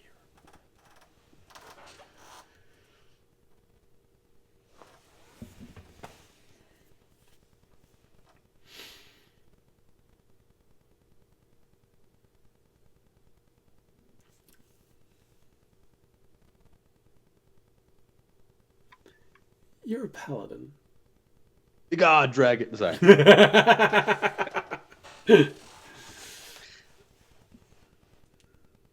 You know that you. Now, audience just found it funny how, but he didn't say, he tried not to think about this, but he Okay. did find it kind of funny how his god's words almost sounded like a twisted versions of the words he heard from the last boss he fought. But instead of it, it was like gaining power instead of Okay. becoming what he wanted instead of becoming a monster. But like besides that, a very similar message. Okay. But he didn't say anything. Okay. I was just about to say, many gods have reached out to you. You could always try to reach out to one of them in response to this, but Well, I would wait for the dream to fully fade till I know that his eyes were no longer on me if I was going to do that. Yes, of course. No problem. Eventually, the dream fades, and you wake back up, not in shock or anything. You just have this moment of opening your eyes in the room where you are, and that was weirder than usual. Moment. Yeah. I don't know. I didn't feel as comforted as I sometimes do. It felt very...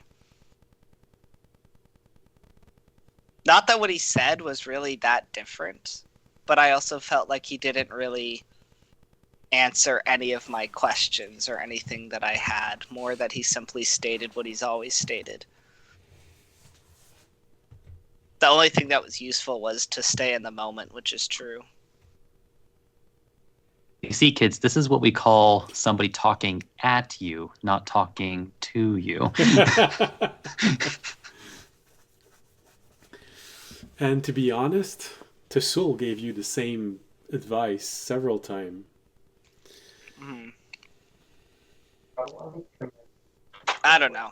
Audience is unsure. He doesn't have a lot of trust for his religion right now, but he also has so little trust that when his god comes to him, he's gonna pretend like everything's fine.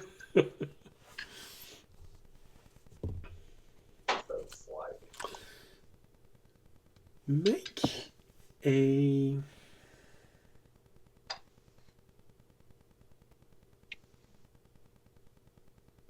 make your charisma save. Oh wait, save. 22. Okay.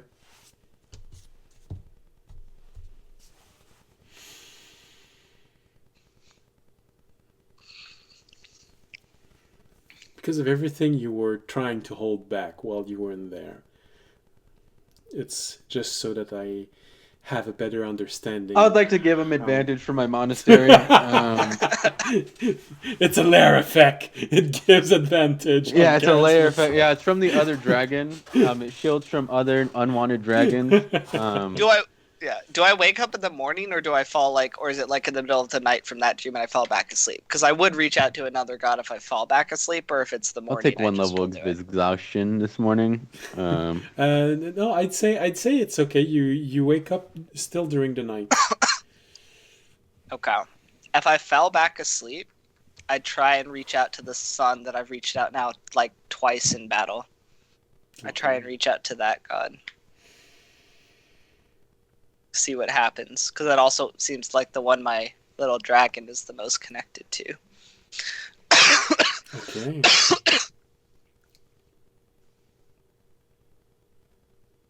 Make a charisma roll, not a save, a roll. Roll, okay.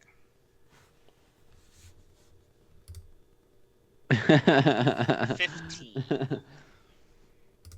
I look like cheese. Cheese that's being like, no, what is it? 13 Almond plus milk. 2. I look like almond plus 2 milk. to charisma, unfortunately. Alright. Okay, plus 12 to a save. Plus 2 to the roll. Yeah, 15.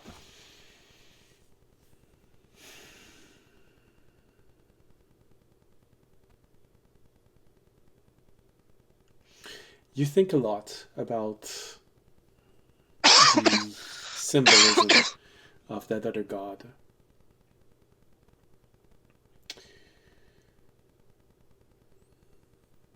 You try and let it feel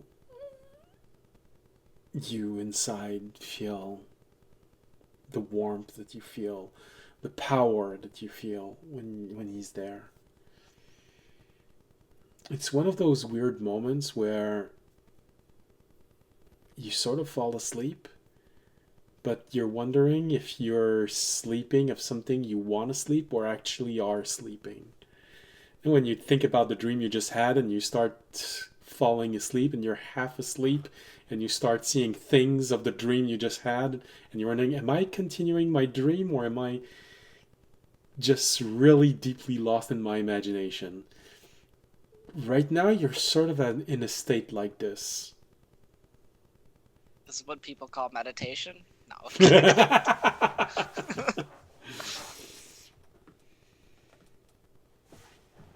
Right. Okay. You could try and reach out to him in that state. Maybe it's enough. All right. I will attempt. I will attempt to try and reach out. Is this that weird thing Toby does? I'm like, What? listen. This feels like something that I haven't done before. Let me see if I can reach out. I mean, I walk by the door. I've now reached out to this god twice in combat. There's probably some latent connection there, maybe. I walk by the door. He's meditating. I'm like, proud of him. You just see a weird glow from under Audience's door. He's in like the glowing like lotus pose, just rising from his bed. You're like, what? He's floating in lotus position. Oh. Right. So how do you try and reach out to that god?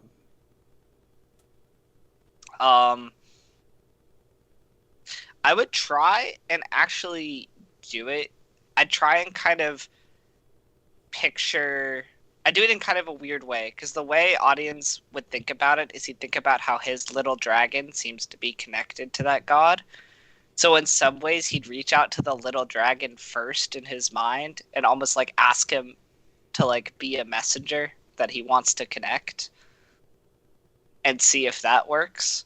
And then also try to envision the power of the sun kind of like entering him, but like through like almost like through the little dragon that's within him through the field. He doesn't know if it'll work, but that's what he tries. Okay, okay.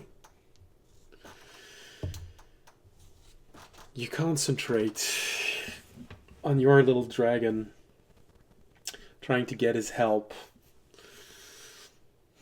You see him manifest himself inside of that weird space that you've managed to create. He looks at you for a brief moment. He looks in front. What are we doing? I don't know. I'm trying to connect to the sun. I'll kind of send him a mental image of it and hoping you can maybe help me.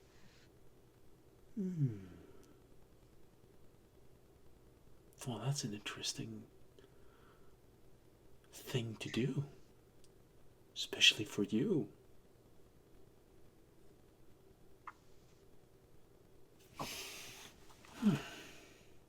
It's the first time you actually do this voluntarily, I think. Why is that? I am losing faith. I'll just be honest with him. I mean, he's inside me.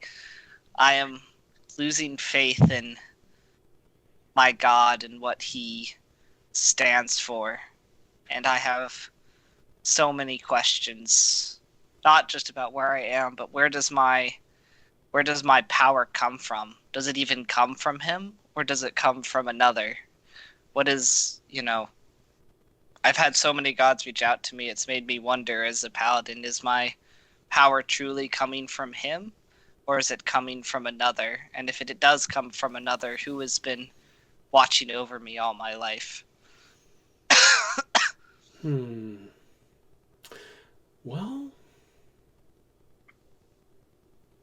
I don't know. It feels like you have everything you need to figure that out on your own. I, Oh my okay, god. but you know I'm not that smart, and I'm not good at that.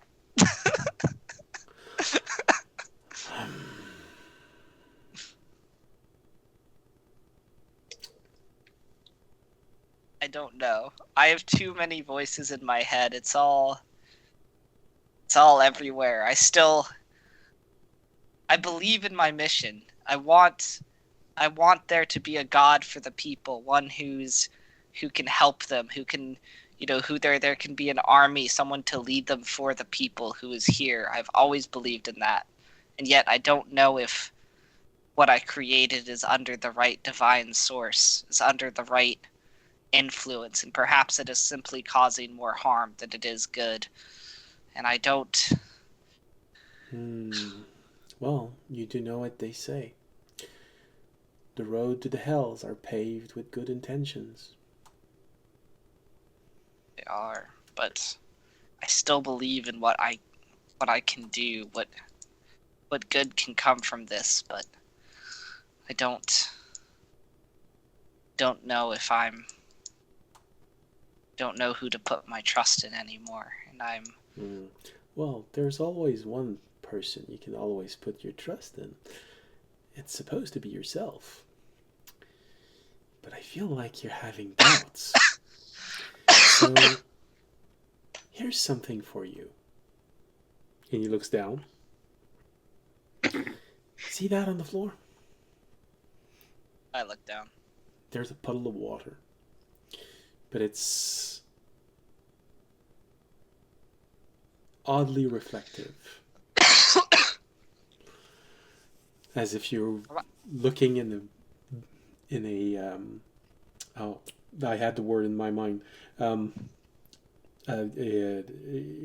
wash basin. They used it as mirror before. I forgot the name. Am I being handed the Kung Fu Panda scroll right now? It's always been you. You are the dragon. Whoa!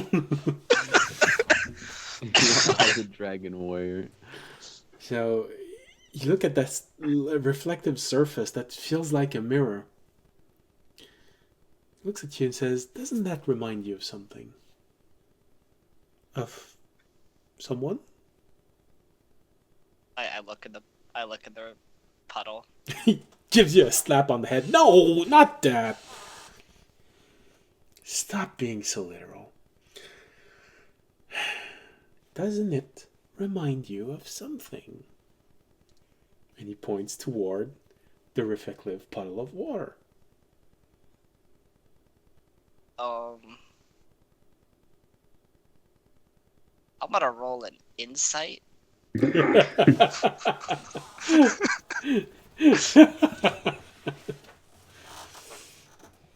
14.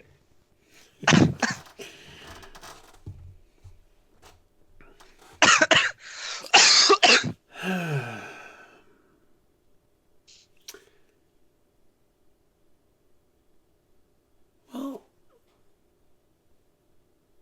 maybe there's one person you could ask for help, but I don't think you'll like it.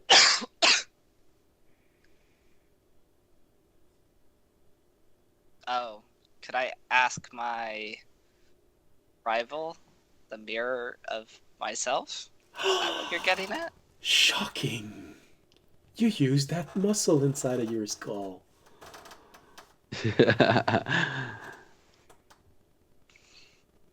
Isn't she a mirror of you?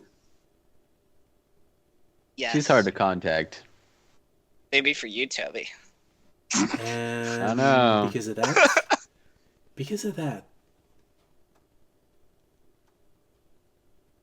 who answered her prayer?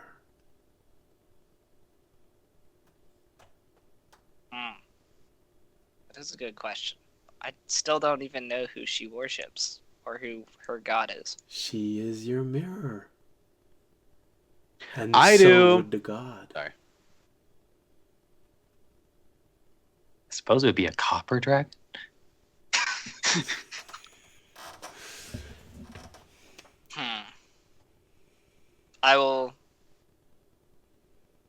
I guess I'll add her to my long contact list of people to reach out to if I survive this next fight.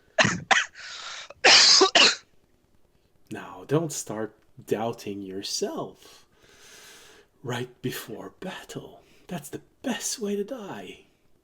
Oh, I'm not doubting myself. I'm Really? just remembering what you said last time we came against an overwhelming force. How I ran like a coward, which means I won't do that anymore. Which means I might die. Huh. Did I say this? And he starts fading when he says this, and there's the bright two eyes that fuse into a single light, and that disappears in the distance between two mountains. Okay. I hate gods. I'm giving up on being a paladin. Fisher, teach me the fighting way. No. Like, I would like to pray to the sword. Just go into soul. My god is the sword now.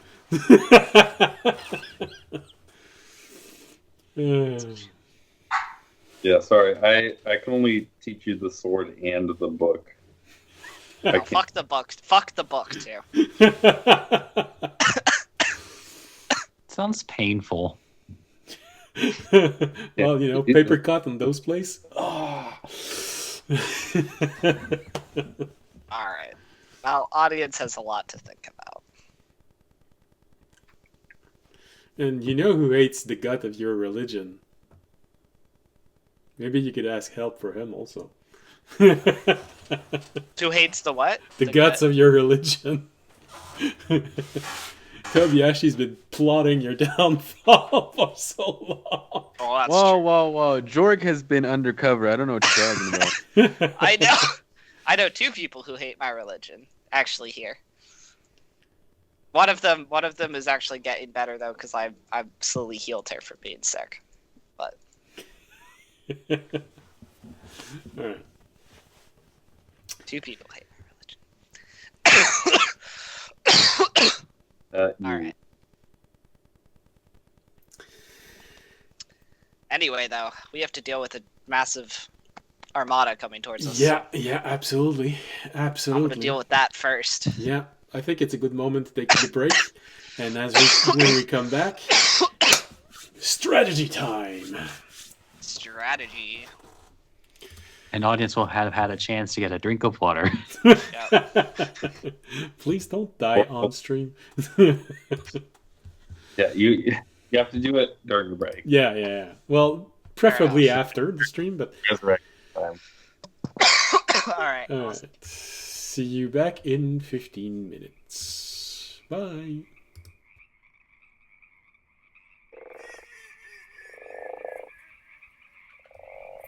And we're back. Alright. So, oh yeah, don't need marsh sounds. No, that's not what I need to do. Stop. There we go. Alright.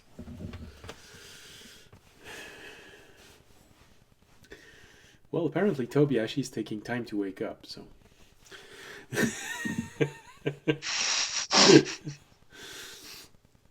Ah, maybe something did happen during the night. Just overslept. Alright, so you wake up in the morning. A lot of people waking up bright and early. And a few people going to bed. You sort of recognize as you're all waking up, as you're all, coming to life, looking outside, hearing everyone starting to move. You see 7 monks going to their bunk, their room. They look completely washed out, tired, and you realize, oh, those are the guy that made us breakfast. Okay. Apparently, breakfast It's is all ready. right. They'll sleep. They'll just sleep during the afternoon. So, They'll sleep when they're dead. which may be in a few days. All right.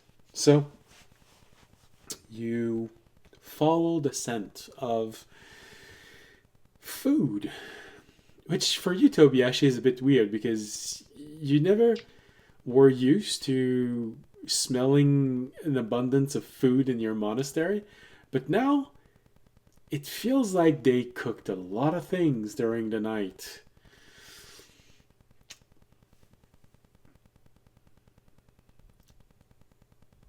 Hell yeah.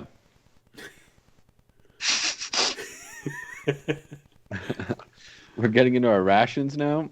This is the stuff saved for the masters, guys. And you're all eating in the master um, dining hall. You know, this little room that's made for 12 people. We're going to cram 37 people in there. No. You slowly start following the scent. You find yourself inside of a large monastery room where everyone is sitting, kneeling to sit.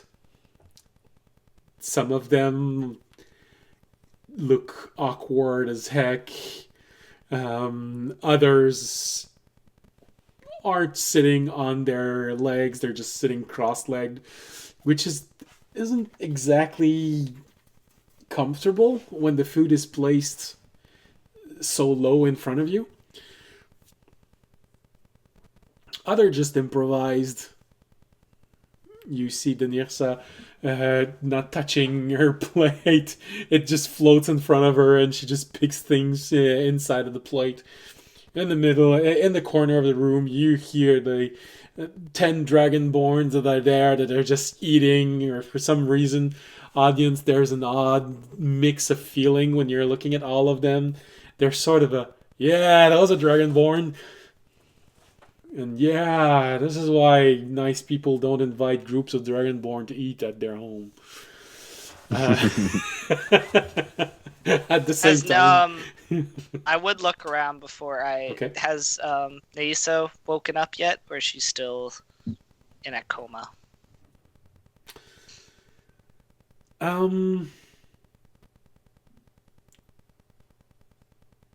She hasn't woken up, but I want to ask, do you just go there and see, or do you ask someone? No, I would actually go check before I go to the dining. I would get up a little earlier because I'd want to go check before I have to be there at 9. Okay. Because I'd want to check and see how the people I healed are doing. Well, most of the people you healed seem to be faring a lot better. They're probably going to be up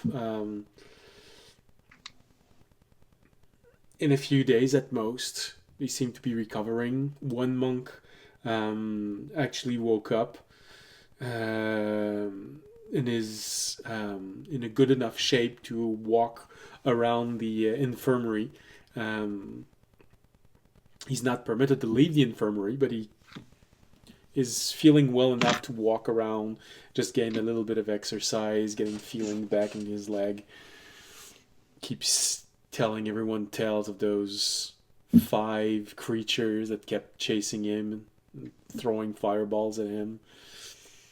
God, that kid has a crazy imagination. Nightmares. You know, they follow you even when you wake up.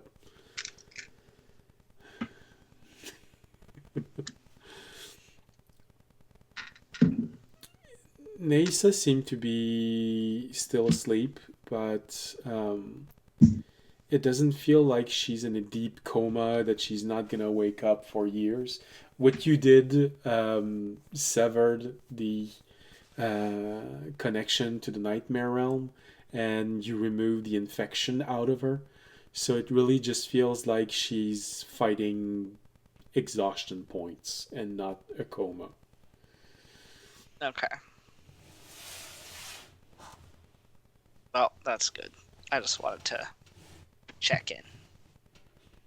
Maybe I'll have a cleric, since we have a lot of those now. Come look at her later.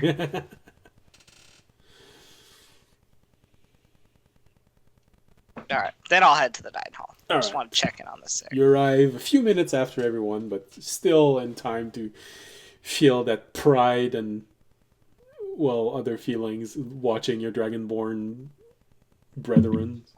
Is there anyone sitting at the head of the table yet? Or can I go and try and sit at the head of the table? It's a large room. There's a separate place where the teachers will sit, and it's several tables. So, yeah, you could sit at the head of one table. Is there a certain point where the tables end, and can I sit at the head of that?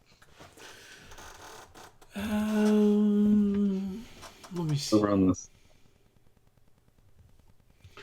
There are rows, so yeah, you could probably sit at the end of one of the rows. There's 3 columns and 1, 2, 3, 4, 5. Oh wow! Hold on.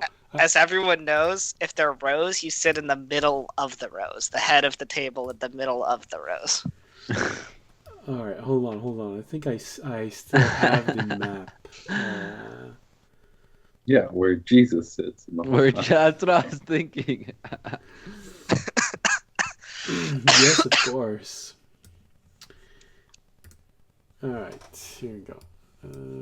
You are in this room. Okay, there's no monster in this room, so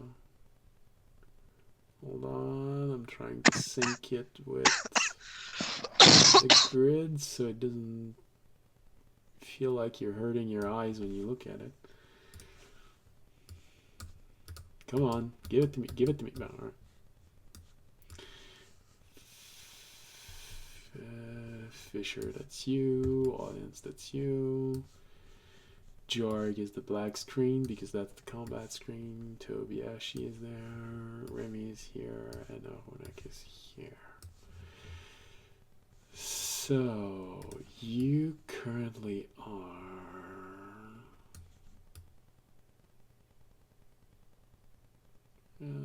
come on. Can I just... here we go. That's going to sync it. Good. All right. You are currently in this room. The one at the center. This is what the room looks like. So at the left end, I guess I could increase the size. Oh, wait, 1, 2, 3, 4,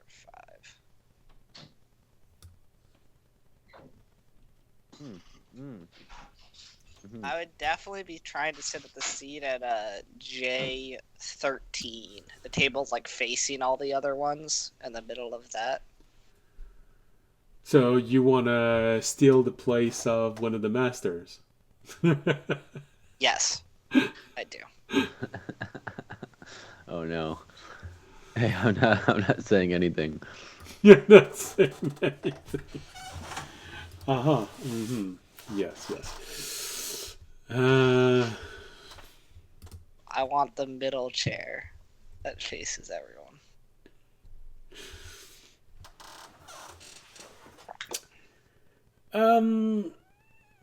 Well, you're gonna have to fight someone because the person sitting at the center one is the headmaster of the monastery, and he was up a lot earlier than you. So,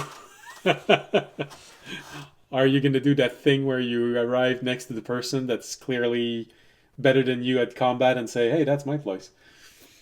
No, I am gonna show up next to him and be like, "Can I have this chair?" Since we're gonna try and do the planning. I feel like this is the best place to talk to everyone from.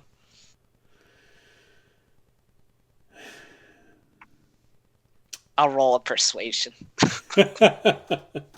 Well, he was about to say, "My mother once." Very respectful about it. 21. Okay. He says, "Well, my mother once said something very important. when you sit at a table, you eat or you talk. You don't do both. So if you want to be here when everyone will talk, I will gladly give you this seating. But while we're eating, you'll go with everyone else. Yeah, that's fine. I'm not gonna argue that. I don't need to be. Listen, I don't need to be there when we eat. I'm just trying to be in the center when we talk. I like the headmaster. He's cool. I got no issue. It's not it's not Toby's master. Him I might have like thrown some hands with. No, I'm kidding.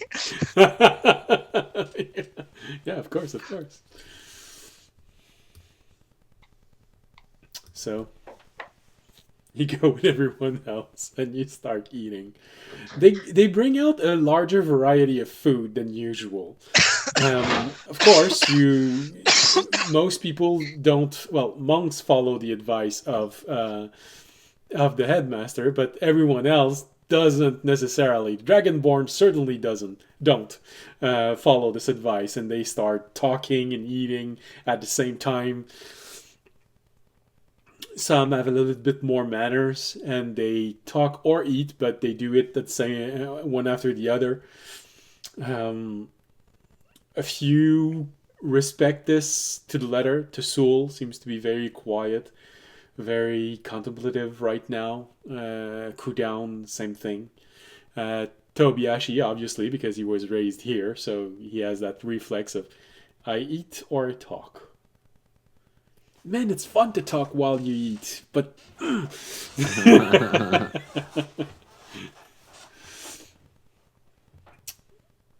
You know what? I'm gonna go discipline the Dragonborn. Okay. The soldier in me. The soldier in me is rebelling. Okay. How do you say this to 9 Dragonborn, including one who's clearly higher level than you? Oh, is he not? Is he there? I thought it was just the trainees. He's close by. He's their master. So he's at the table. Is he also like breaking the rules, or is he following the rules? Right in between. He's not rowdy. He's not shoving food in his mouth and talking, but he's doing both. Okay. Well, I would just speak to him then privately. Okay. I wouldn't discipline. They're his students. It's not Okay. my place to discipline them in front of him. I would just be like, perhaps this would be a good time to teach these newbies the lesson of it is perhaps better to have decorum when in another's home than, especially in a guest who is stronger than you. I'll say, looking at them, knowing that most of the monks could kick their ass.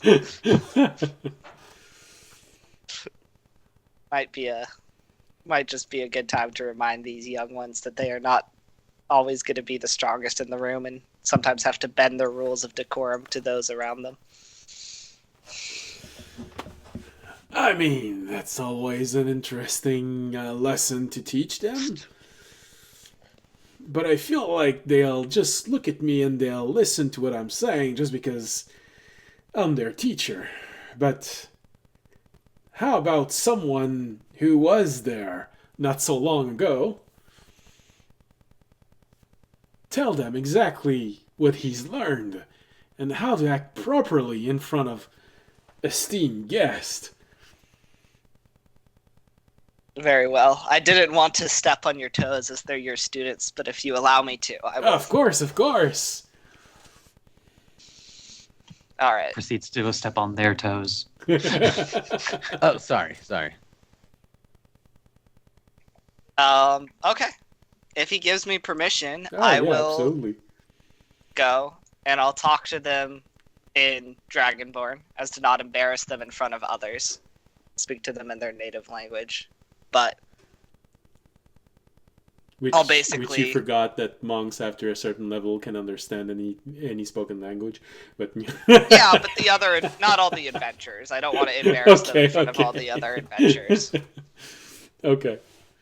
Unless, I need to. If one of them is uppity, I could maybe embarrass him. But I'll start by being civil. Okay.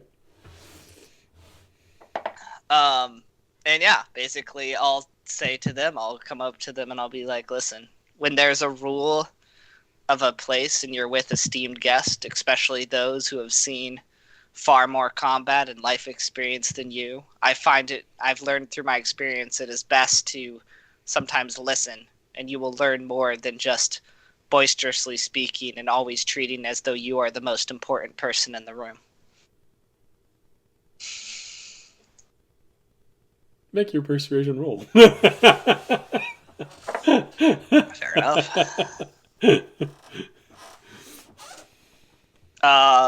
That is a 14. 14, alright. Which...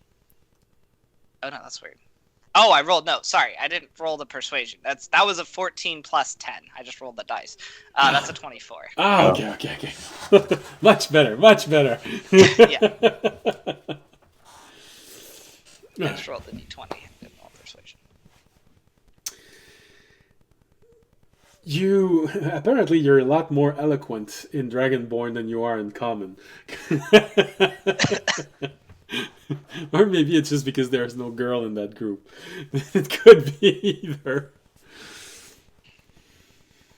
You have a history of bad roles when it comes to women. You mean it's me just talking to other male soldiers? I don't think I feel any nerves. That's how I grew up. So you talk to them, and it's very convincing the way you say this. There's a lot of conviction. There's a lot of compassion also.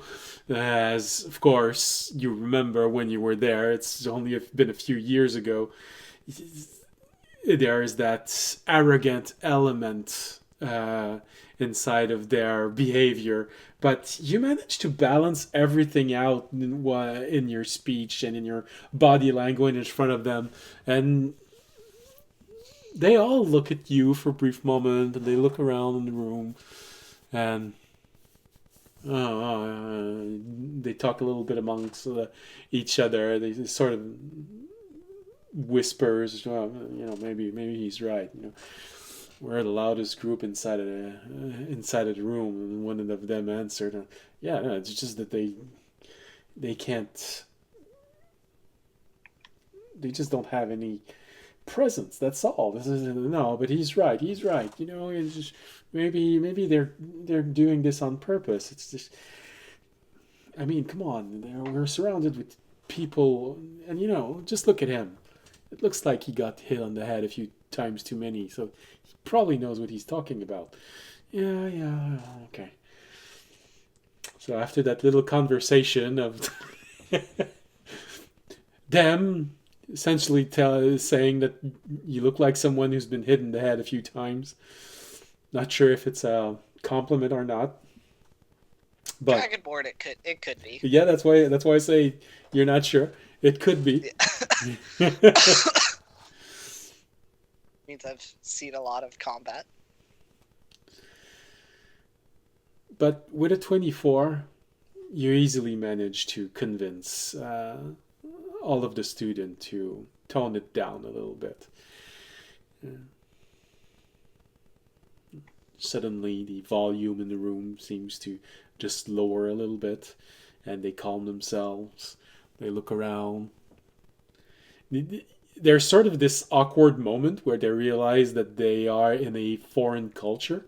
So each one of them, you see them looking around, and you recognize that look in their eyes of each one of them finding one person in the room that they decide to mimic, and they go with that person for the rest of the meal. Alright, I go back to eating, but I feel like I've at least helped these young students maybe start the learning process.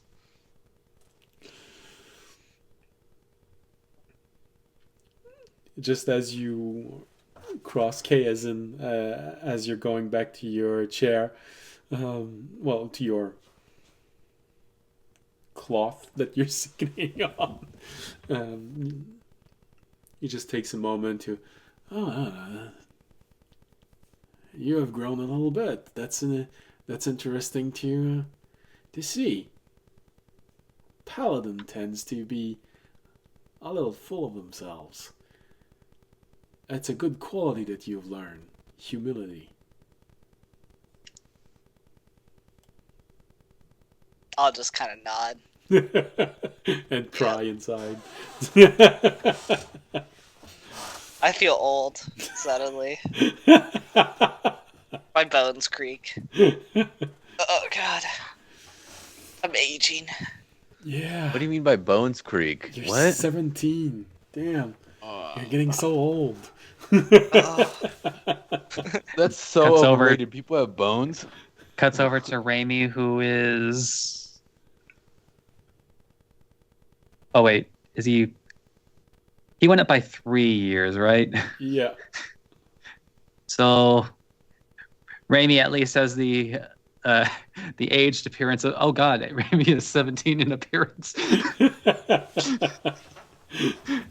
because he went up a year like since he started being at the garden, and then Yeah. magically aged 3 years. Yep. Frighteningly aged 3 years. Audience is now like a mid 20-year-old instead of like a young 20-year-old. I'd say for the equivalent for humans.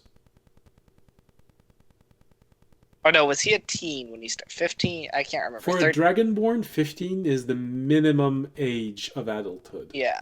So it's Yeah. the equivalent of 18 for a human. Yeah, so I started this campaign at 18, so I'm probably like 22, 23, Yeah. 24. Right there. Equivalent Yeah, I'm age, like, yeah. I'm like mid 20s. Damn, you're getting old, man. I have no idea how old I am anymore. Well, you know how You are old Toby the other years one old. is. Oh yeah, or how old like my expectancy is supposed to be. So what's to say old is old? Do I start drooping when I get old? Am I just constantly dripping? Yeah. You may have shortened your life expectancy or lengthened it. You have no idea. I have no idea. I could die tomorrow. You could be one Well, of those. for what it's worth, You could be one of those life form that will keep on existing so long as you feed yourself. I'm like, it's time to die, guys. I'm just gonna stop eating. I mean, I think most life forms can do that too. But But has to actually keep eating. Yeah. except That's how they fishing. kill me. That's how they kill me. All right. So- Do we finish the meal? Yes, there are no other incidents. You do hear a few people already talking about strategy while they're eating a piece of bread, but the rowdiness came mostly from the Dragonborn. So the volume is good, and the rest are keeping polite. Although, like I said, some are improvising because apparently the Nirsa doesn't know how to eat kneeling the way Tobiyashi does, so she's sitting cross-legged. But making your plate float and just taking the food inside of it from there. She improvised. She's a wizard who improvised. Respectable. So, the meal ends. Slowly, some of the monks are leaving more place for all of you to all gather up. Be at the center of all of this. Audience confidently gets up, go in front of everyone in the room, sits there. Then you realize, shit, half of those people are stronger than I am. How do I explain this now? I don't. If they come to take my seat, we can discuss it. That's just where I sit. If no one says anything, then it doesn't matter. Well, no, here's the thing. You decided to go in front like this, in front of everyone. So everyone is expecting you to talk about your plan, Mr. Leader of this group. That's fine. Does everyone just go silent and just look at me? Well, I can't speak for Tobiashi, Fisher, and Remy, but the others, yeah, they're waiting for you to see I would what say you're gonna if everyone starts looking at him, I'm like still talking, and then I notice I'm like, oh, look at Oh. audience. Oh, actually, I have a question real quick. Yeah. Because I don't think we actually properly addressed this. Okay. So we summoned Ornak in the Nightmare Realm. When we left the Nightmare Realm, did Ornak also come with us, or is he in his acorn? Oh no, Onak's an imposter. Oh, that's interesting. I'm just curious if he just would have randomly showed up somewhere after the Nightmare Realm, or if he would have just returned to like the state he was originally in before the Nightmare situation happened.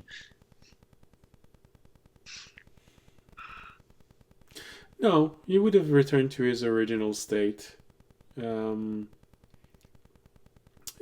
Since the base of his existence is in another realm, he is anchored somewhere else. So, one, he wouldn't be dragged with the nightmare, and two, his change of state here, it's essentially an avatar of himself. So, no, I think he'd come back with all of you as he was. Well, looking healthier, but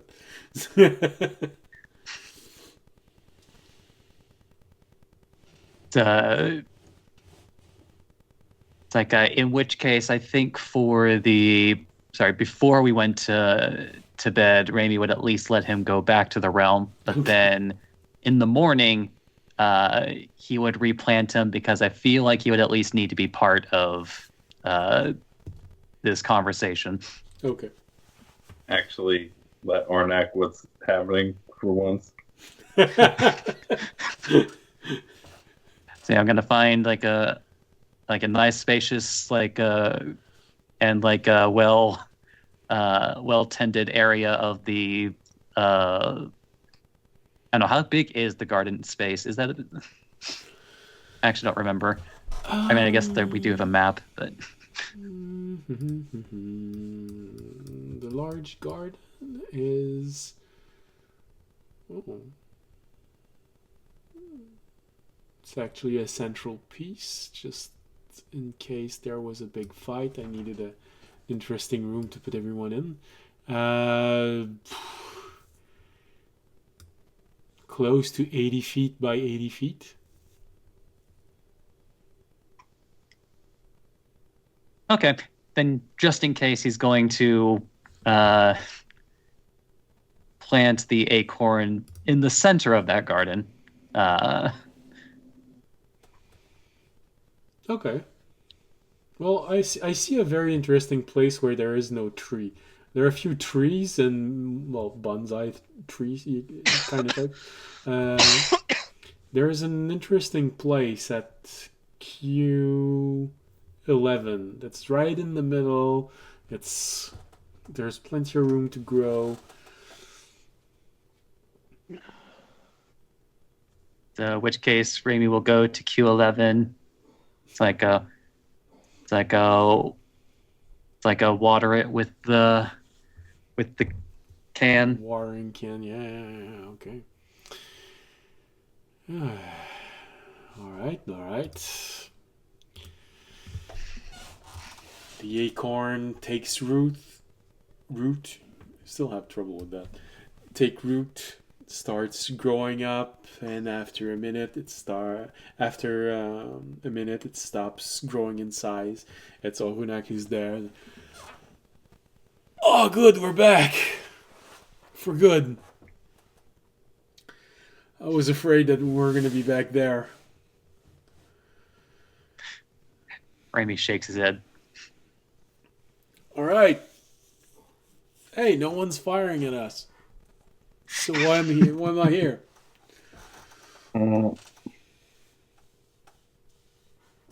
It's come join us at the table. Okay. And Ornak actually hates planning and just wants to show up for the action. Didn't Orga get mad at us last time for only ever summoning him for fights, though? He literally said, why don't you ever summon me not for fights? I know, but who wants to be summoned for planning? Like, come on. Okay, but it's not just us planning. It's actually, like, other people planning, too. It works. Even more. All right. Yeah. No, there's only 38 people. Let's go with 39. Let's go down the mountain. Maybe there's one person. We'll have a round number, 40. There's actually a yodeler. So while you're making your plan, you hear someone in the background yodeling. Audience has already tried to take charge of the meeting, but that's not so. Oh wait, we found a bard, guys. It's a yodeler. A yodel bard. Oh Yeah, man, he comes every second moon. Don't worry about him. He's cool. Actually, yeah, like all of his spells are sound based. Yeah, that's awful. You enter into Thunder a wave, fight. shatter. You enter into the fight, and what's the first thing you hear? Yodeling.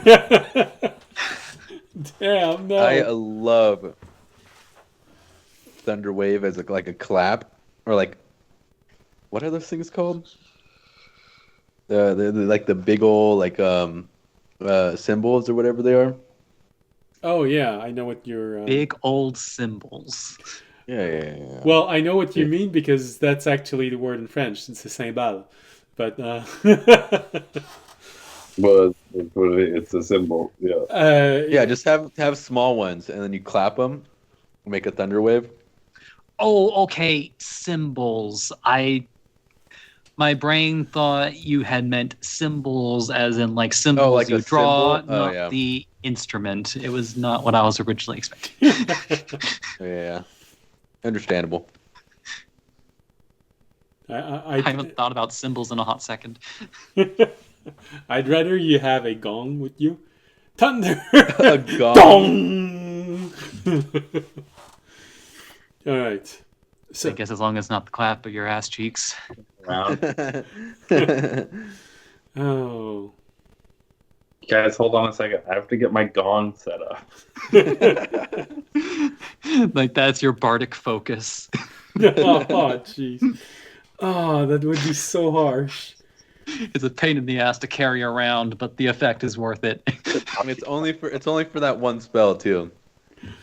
Oh, good lord. All right. We neglect the fact that bards need to play instrument to cast spells.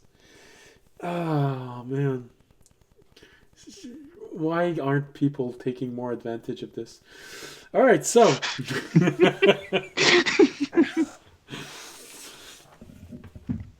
All right. You summon Orunak. You bring Orunak to the table. He looks at all of you. Well, that's a bit awkward. How am I supposed to sit? He just rests on his bark like this. So, what are we doing? We're talking about plans for the invasion. Plants? Plans. Oh, okay. We're all looking at audience right now, so stare at them ferociously.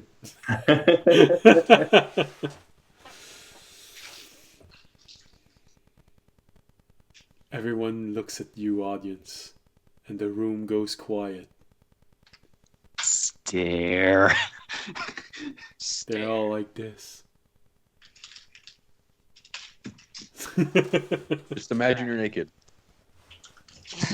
Or no, imagine the crowd's naked. Wait a minute. Framey's trying so hard to imagine it. Do you really want to see a goblin naked? Yeah. To be fair, I don't see the goblin. Well, it's a meeting. He'd probably let you see him. Oh god, you're there! Yeah, actually, he's just sitting next to me the whole time. I'm just like, oh, okay. You're Hold on. sitting on his lap because he was sitting there first. When I don't think he'd let me sit on him. I think I'd feel a dagger point as I sat down if he was sitting there. No, it's more of Tobiashi says, "All right, everyone, shut up. He's about to talk." And then you realize Gemtesh is right next to you, and here, I think you're gonna need that when you want to talk. And he hands you back part of your something from your backpack. Okay. First off, I'd like to thank you all again for coming to our aid and to Toby's monastery's aid. I appreciate each and every one of you for endangering yourselves and taking time away from your other important missions to help us in this critical battle. I'd like to first Sorry. I'd like to first start by stating what I know so we can start our planning and any information I have. As we know, the Predator, from all the sources I have, the Predator is going to be here within 3 days. What we know of it is that it is surrounded by 8 aerial ships, similar to the one that we have at the bottom of the mountain. However, the Predator itself is shrouded in memory-forgetting magic, so when we were scouted, we weren't able to get any of the actual details of it, although we know that it is far larger than any of the other ships that surround it. Could even be a metal warship, although I cannot exactly state its details, its armor, and what weaponry it may have. We also know its captain, something.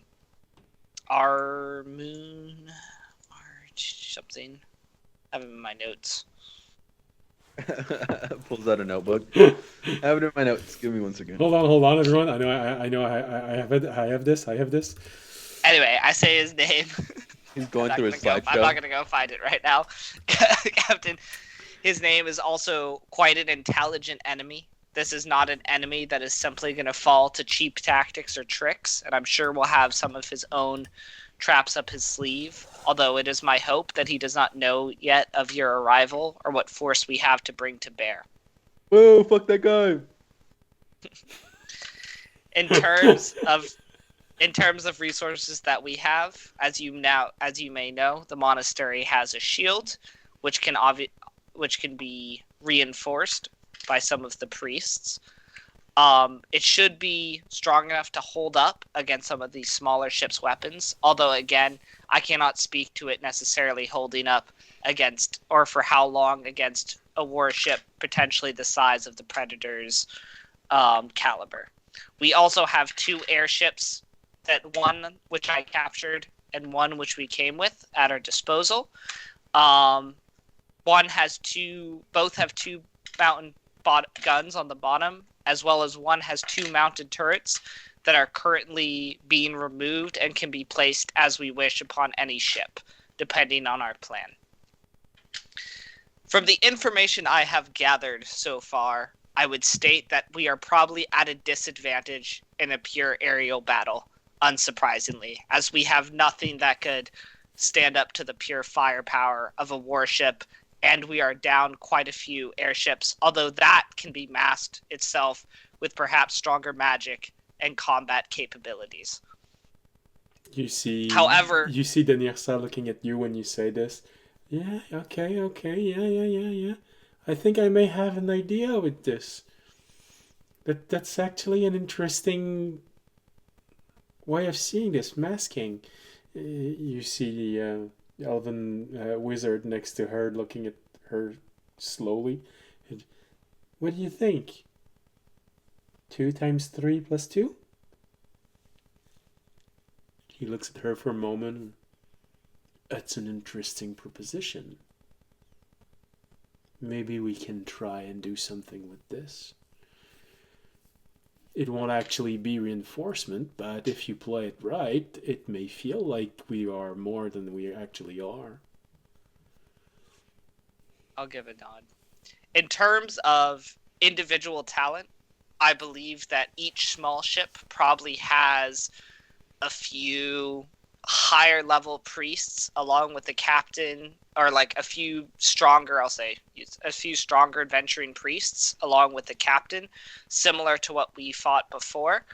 However, any of the higher level or stronger adventurers here should have no problem taking out a ship themselves if they are able to get past its shielding. I expect the Predator to have quite a few more talented adversaries among their ranks. However, I do not know exactly what ground force they will bring or whether they will remain in the sky. This is all the information we currently have through investigation at the moment, unless any of you have anything further to bring. I will now leave the table open to any ideas anyone might have, as well as I will have some of my own, but this is the time for discussion and planning. And again, thank you for coming.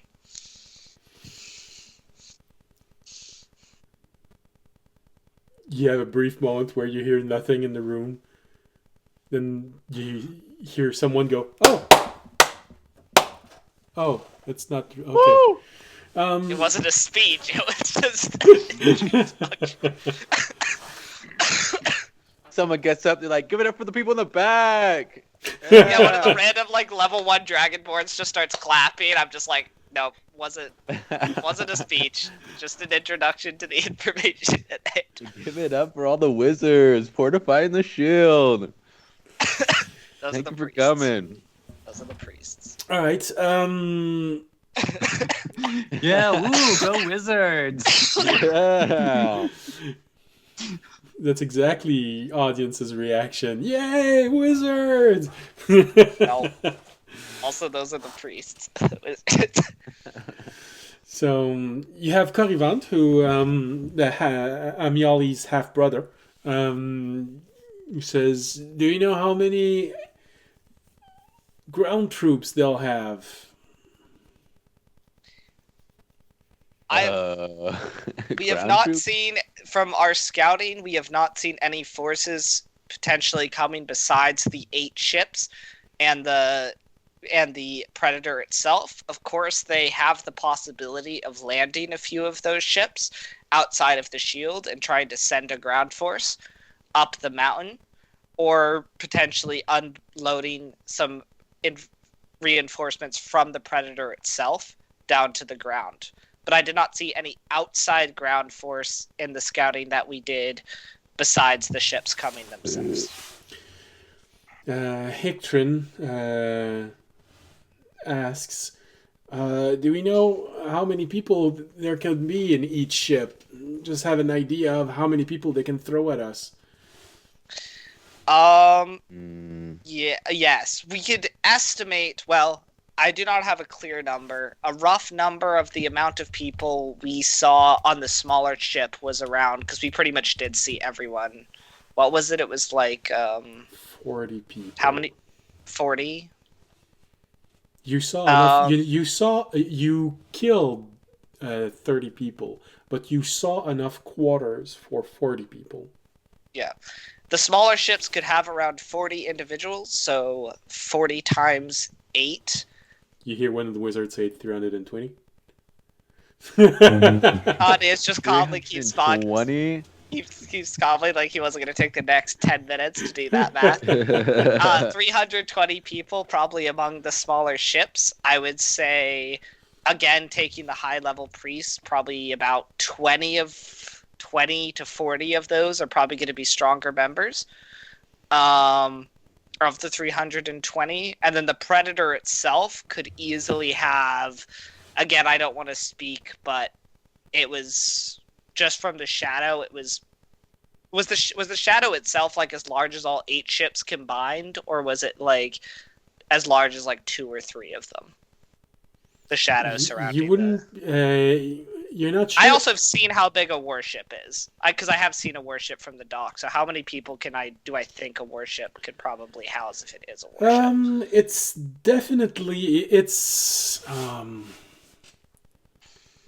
So from the different halls that you have, and Fisher can probably confirm this for you because he's also seen a lot of ship in his life. The shadow itself, if it's a single ship, It's massive. It's a gargantuan ship, and you'd know that these ships are usually referred to as siege breakers. They have incredible amount of firepower, and they also usually have long range, very long range weaponry. The shadow itself was large enough to encompass several ships, so that's the worst case scenario. The best case scenario, and Fisher knowing a little bit about the temper of the enemy captain, would probably be 4 large ship inside of that shadow. So another like 40, 80, like 160. That's probably, or well, something. yeah. In a large ship, they'd be more than 40 people. It would easily reach as high as 100 people in each of those ships. So there's the best case scenario is another 400 people. The worst case scenario is well over 1,000.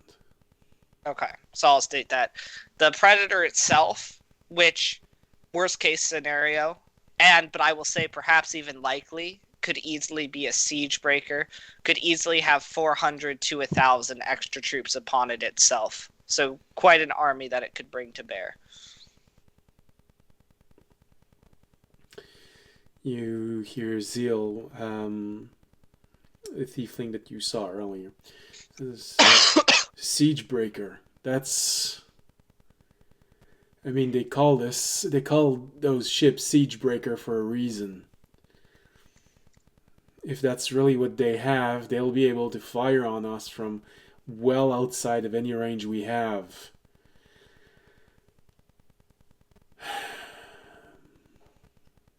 And they'll be able to have a very large complement of tinier ships.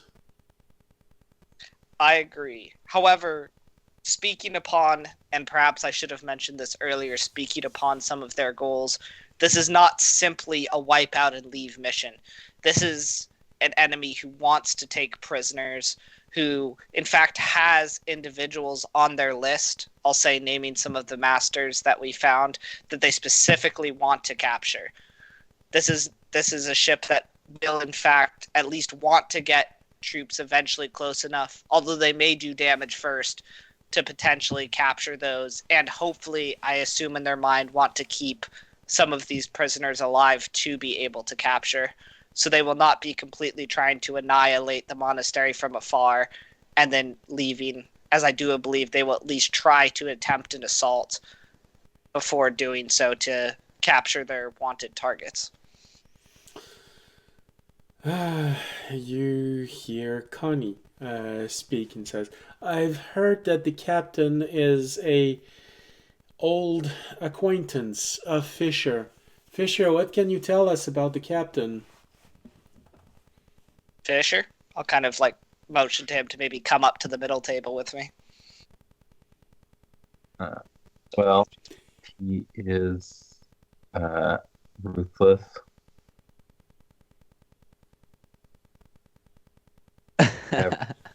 One kind of an ass. He's really an ass.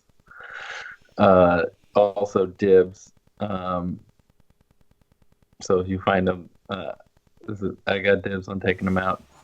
But he does not want to turn down any advantage he can find. He is also not one to waste. To be wasteful. He's not he doesn't really do wanton destruction as much as he does enough, and then he does a little extra just to be cruel, and then the rest he will milk for whatever value he can get out of it.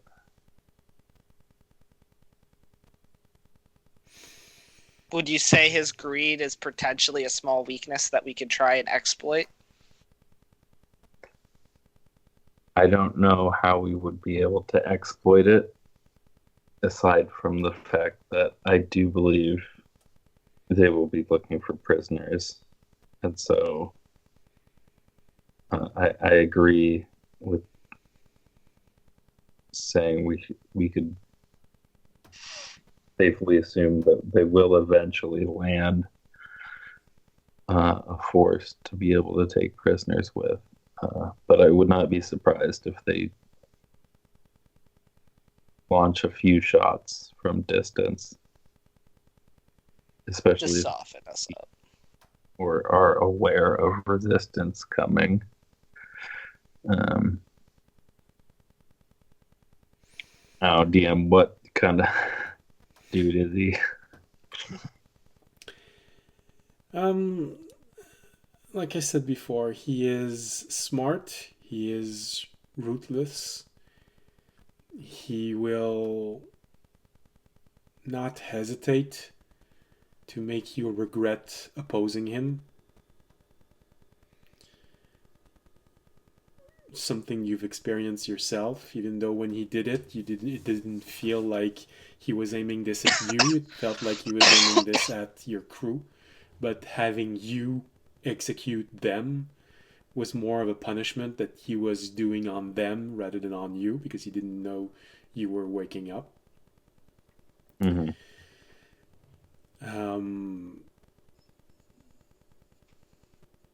He has a very strategic mind, meaning that he is aware and accept that there will be losses on his side and on your side.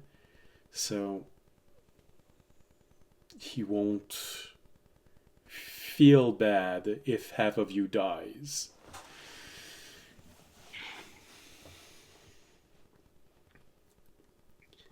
He won't endanger himself needlessly. He could be prone to just sending the other ships in front and letting them soften you up completely and then just coming in after and scooping whatever's left.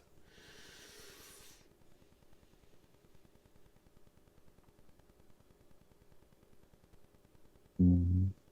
And the name of his ship works well with his temper. He is a predator. He will make you feel small. He will make you feel like a prey. Like whatever you didn't have a chance actually in the end.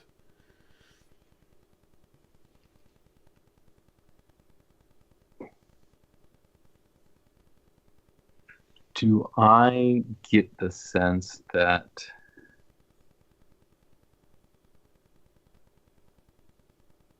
does it feel like he would stay back and let the other ships There's a small strong possibility it's a tactic he would use. And if he actually even has a Siegebreaker warship with him, he would probably even stand so far away that there's no chance that any of you can actually reach him. And he would just fire a few times on the monastery just to let that fear and despair seep in. Mm-hmm.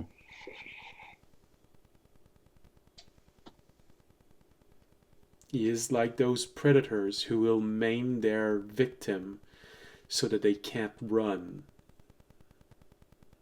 and then kill them.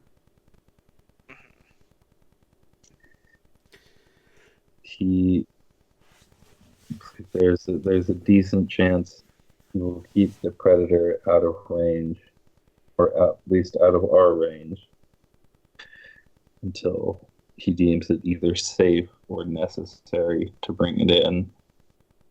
So I think whatever plan we come up with,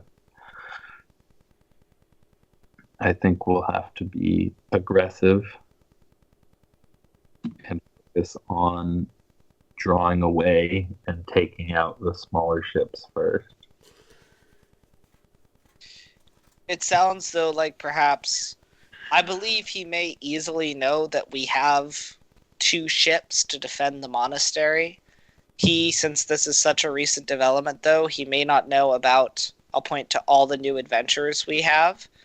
And if he expects only 2 ships in defense, it is likely he may think that the initial 8 ships he has will be enough to soften us up or destroy, so he may sit back. I believe we should plan for potentially a 2-phase engagement. The first phase being the 8 smaller ships and perhaps a couple long-range shots from the Predator. And the second phase, us hopefully being able to about efficiently enough remove the 8 ships from play that he deems it necessary to bring the Predator within our range, which of course will have its own slew of issues, but that being the second salt of engaging the Predator itself once it comes within our range. Kudown says, so what you're saying is that we need a Predator to fight against a Predator. Well, I don't know if that's what I'm saying. I'm saying what I think we should do. Could you elaborate upon that, Kudown? Always keep him on the back foot. You'll need something larger to fight against that warship. At least to take down its shields and give us a chance to potentially assault it directly. If what you say is true, and it might be a siege breaker. Siege breaker are used against fortress. They can easily withstand prolonged fire from a castle. This is why they're called siege breaker. Usually they have extremely long range weapon. And that's when you remember, oh yeah, that's right, your sister is the leader of the huge armada. He probably knows a lot about ships.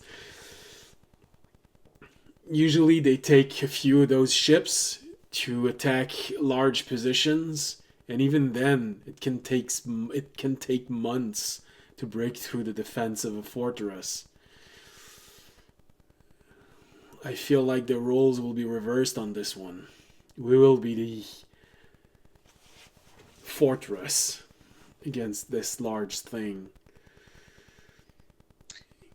Is there any way we could generate enough firepower to breach their shields even for a few seconds? I mean, maybe if you manage to.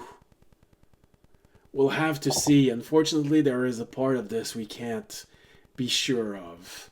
It depends on how they intend on breaching us. I have a feeling that they'll have breaching pods. These pods are usually used to send troops inside of protected areas. When the barrier starts to weaken, they can be sent and they have a good chance of breaching the barrier. Temporary breach, but it allows to send operative inside of an enemy fortification. They can possibly try and make their way to the generators. Otherwise, we are looking at having to sustain weeks of combat against this with what we have. If they don't have any breaching pods, then we have a problem. But since they might not know if we can prevent teleportation or not, I have a feeling that they will. I see. Is there any way we could, not when it's setting from afar, but is there any way we could go and aggress upon the Predator in any way once it gets within range of any of us? I'll look around the adventures. Does anyone have anything that would allow us to aggress upon a siege breaker, or do we have to plan only for a defensive fight? The Elven Wizard looks at you for a moment. Says, well, I do have spells which can probably weaken this ship, but I won't be able to cast many of those. They'll take most of my strength, and I will already be using some of it to try and take down those smaller ships. So I don't know how efficient we could be at this. CRF says, well, I can probably manage the equivalent of 2 or 3 shots of the equivalent strength of a arcane ballista, but I doubt very much that only a few shots like this will be enough to breach the barriers of this ship.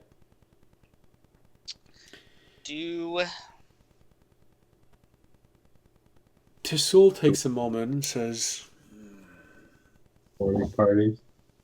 sorry? Do we think their shields protect against people or teleportation? Or do you think he'd even expect a boarding party upon so many? Kudown will answer to that. He'll say, well, the 8th ship attacking may not have anything to protect. They'll have to think about what you may have, and they may favor barrier crystals, which will prevent you from having offensive advantage, but not necessarily protecting themselves. A large ship like the Predator, especially if it is a gargantuan-sized ship, will most likely have several generators, and so will easily have the ability to shield itself against teleportation, which is why I'm suggesting breaching pods. But we'll only know if they have those once they start firing on us. Could a breaching do. pod be re-equipped to re-fire upon the Predator if we were able to weaken its shield? Once it's been fired, would we create any possibility of relaunching a breaching pod back at the Predator? The problem is not launching it, it's bringing it inside of the ship once it's been fired. It is a rather large pod.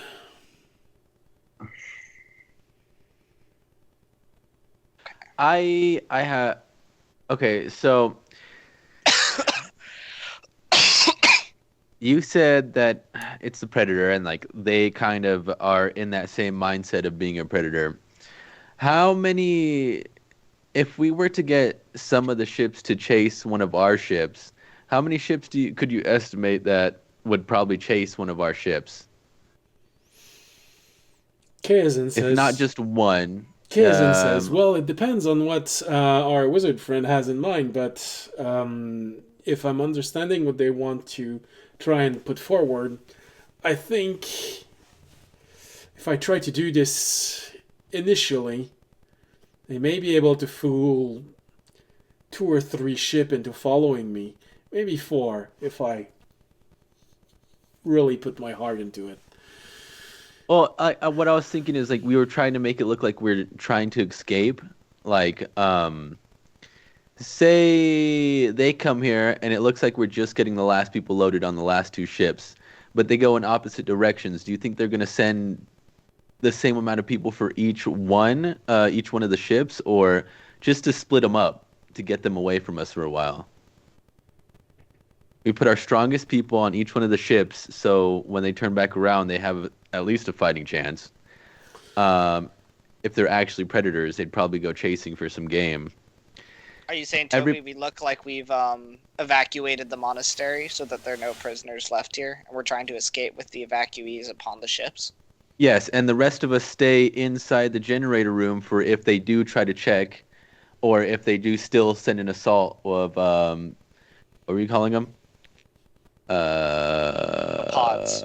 The pods. If they try to send the pods or teleport in to check on the area, there'll be people there.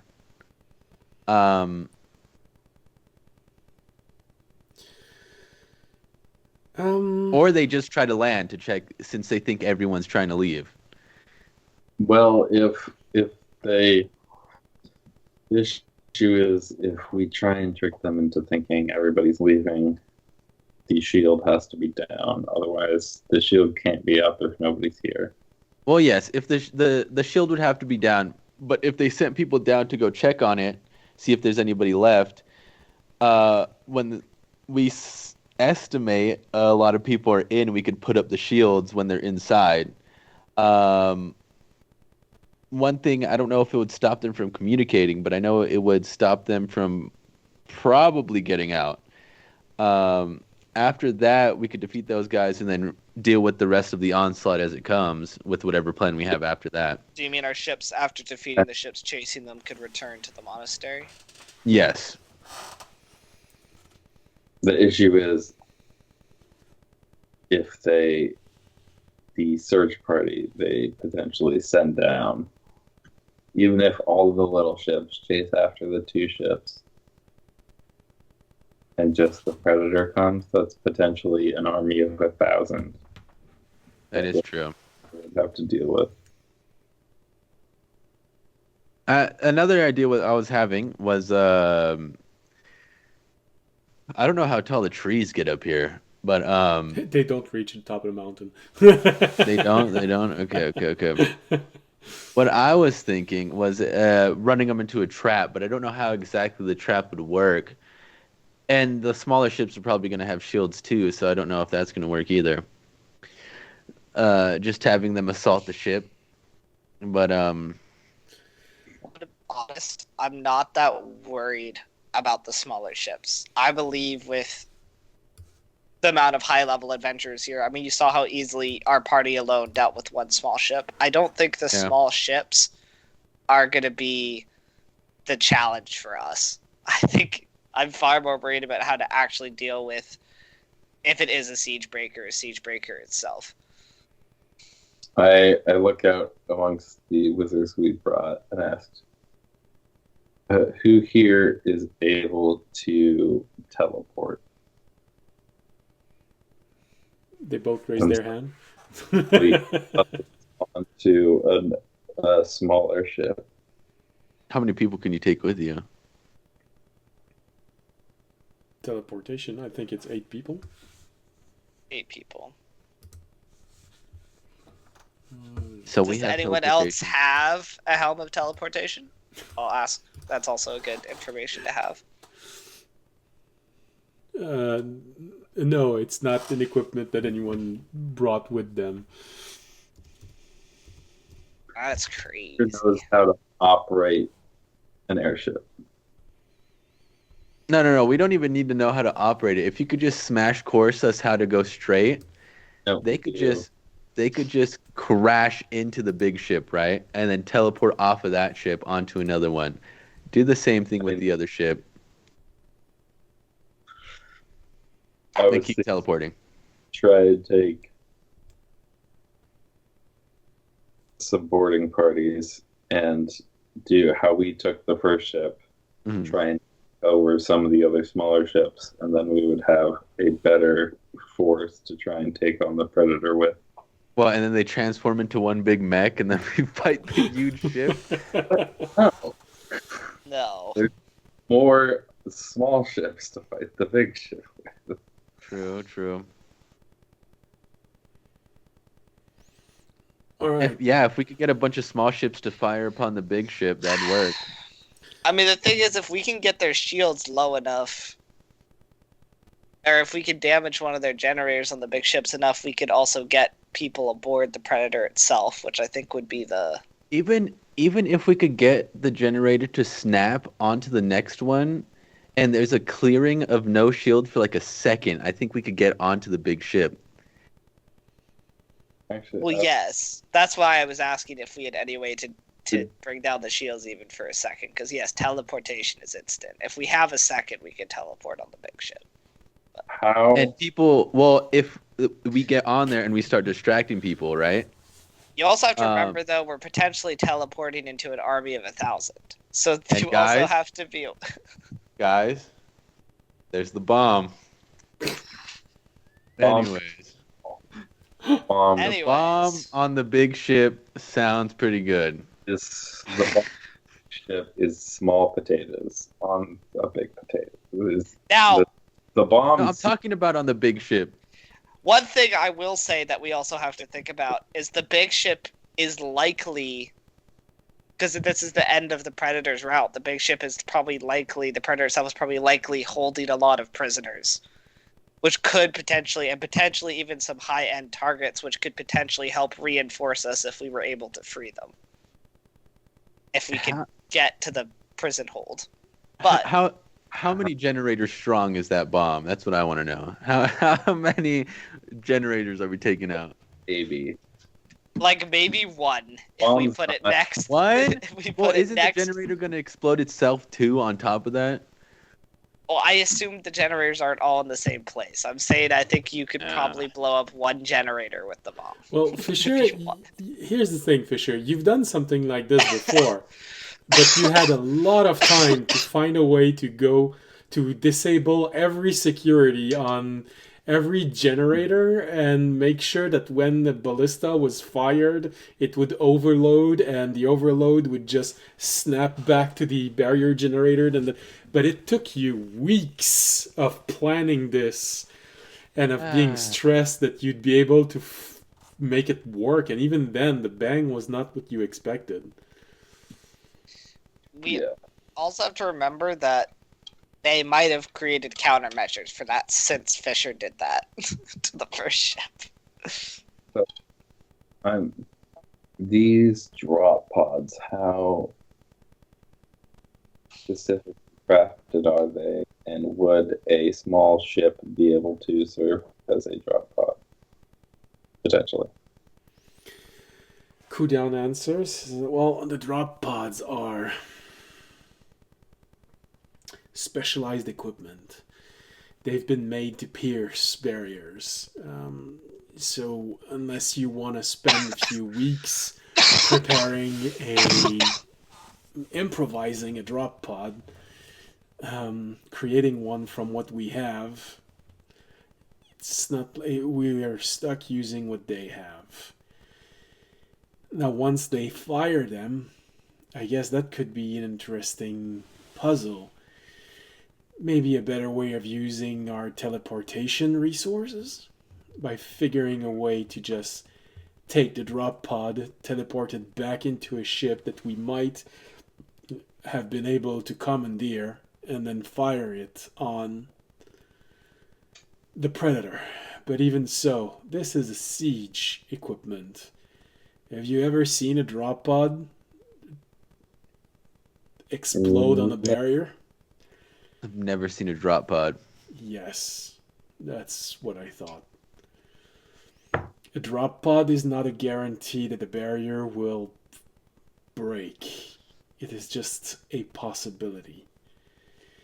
You could all be sending yourself into an early demise if the barrier is not weakened enough. Let's which is talk why about... I was saying if there's ways we have to weaken the barrier enough before we send the drop pod would probably be the best plan. Let's talk about what we do know. We do know that they're here for us, right? Well, they're here Our for the group. masters. Not from what the note said. They just want me to suffer.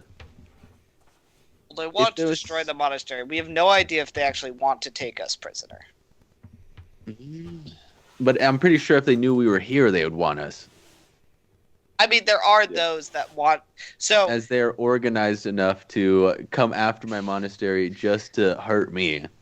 I mean, there are bounties on our head, and the bounties are far higher for capturing us alive. That is true, because we knew that from before. I was some way to become prisoner on that ship. I could possibly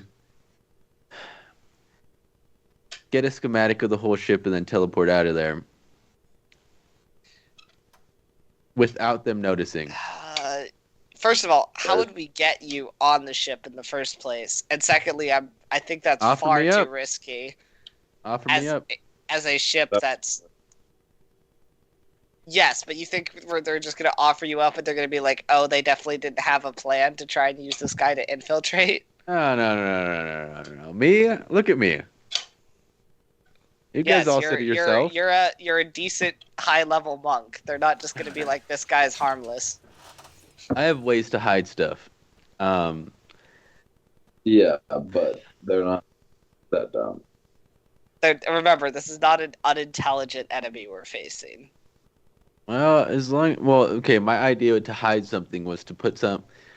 I'm gonna need a dead body. And it's Um, not even that. I I'm not don't even know saying you why. couldn't. Half of his strategy always depends on the dead body, the other half on the bomb. I don't think, like, it's not even that I don't necessarily think you could get a schematic of the ship.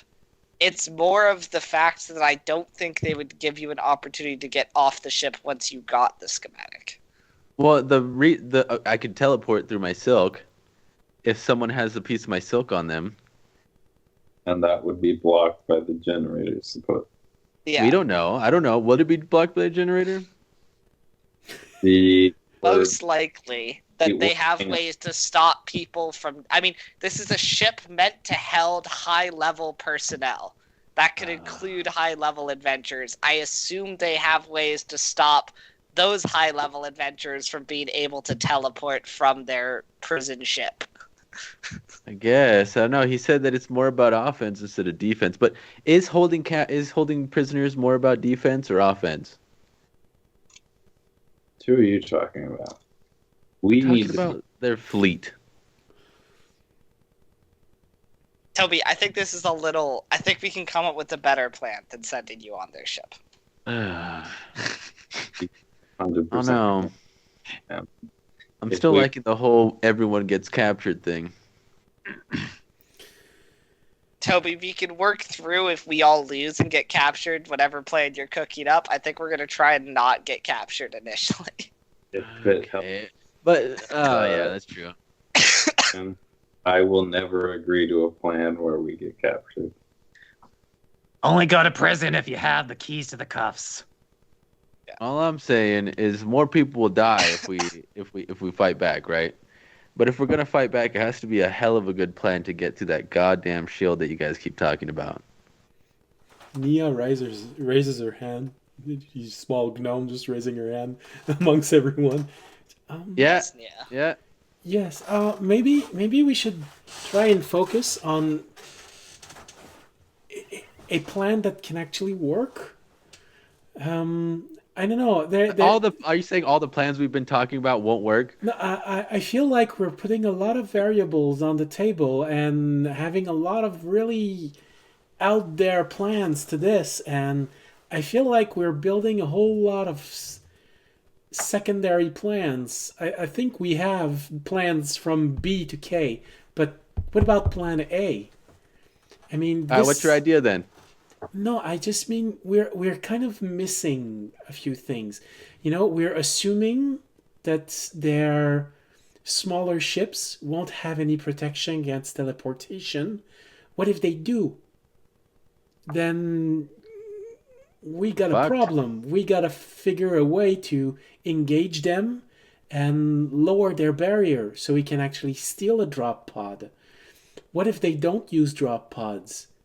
Then what are our options? I feel like plan A should be made around the worst possible scenario. We all get captured. Oh my god. Okay. I get the feeling from what Fisher said that if we get captured, they're going to beat us up before doing anything Yeah, else. sounds about right. Well, that's the worst Toby, if possible we- outcome. Going to be fighting our way back out. No, Yeah. Toby. We're trying to come up with a That's- plan that works against the worst possible outcome, not for once we're in the worst possible outcome. Hmm. It's a prevention. It's not a.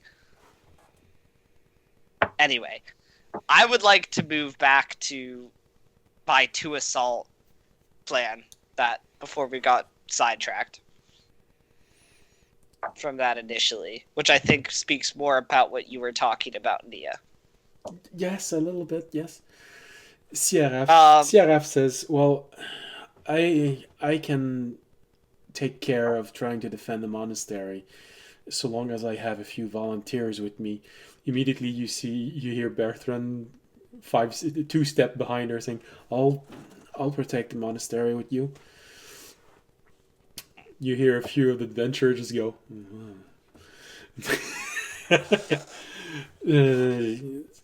I can make sure that we are equipped to repel boarding parties. Okay. Make sure that the monastery is able to withstand a few of these elements. I think one thing we should focus on is the possibility that they are all going to try and breach our barrier. Determine if we can actually protect ourselves against teleportation. You hear Danirsa say, oh, I have something for that. I planned for this. I heard we were going to have generators, so I brought a few crystals that we can use. And one of them is from the deep. So we actually have protection against teleportation. So they will have to try and breach us. I don't know if it's that good news or not. Nope, that's quite useful. Thank you. I think, assuming for the worst case that the small ships do not allow for teleportation, I do not think there is any easy fix. However, I do believe that we can beat, as long as we correctly split our resources, I do believe that we can simply bring down the shields of small ships before they bring down our shields, as we have more powerful members upon our small ships than they do. I'll look towards Speculatively. One of you mentioned a distraction idea. What was your thinking there? Danirsa answers, well, I'm glad someone asked. I'm going off a very, very simple spell, but it can actually work a little bit. And I think Tobiyashi actually has that card inside of his deck with your cloak. Oh, are we gonna? I'm gonna mirror image our ships. Oh, that would work. It'll confuse them for a while. How? The elven wizard and says it's going to confuse them for maybe 30 or 45 seconds. Then they're gonna start realizing that their shots are going to go right through some of our ships.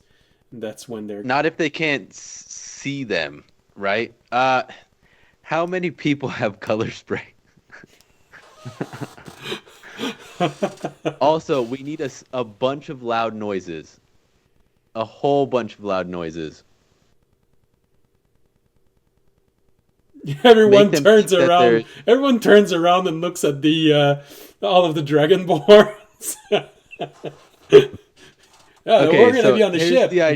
Here's the idea. We make them think that we have a bunch of people. Right before we get into the battle, we color spray everything, right? So they can't see us, at least as much of the battlefield as we can. And we start taking them down one by one. And making a lot of noise while we're doing it, making it sound like there's more battle going on than there actually is. It would confuse the enemies, make them think that there's more of us, and if they're trying to attack us, they wouldn't see exactly how many, and if they're hitting. Kudown answers to what you're saying is, well, there are munitions on ships which can be used to distract locking projectiles or make it harder for people to see. So I guess we could try and improvise build some of those flares. It would give us a way to force them to engage us closely instead of having to rely on easily being able to see if we can be breached by afar.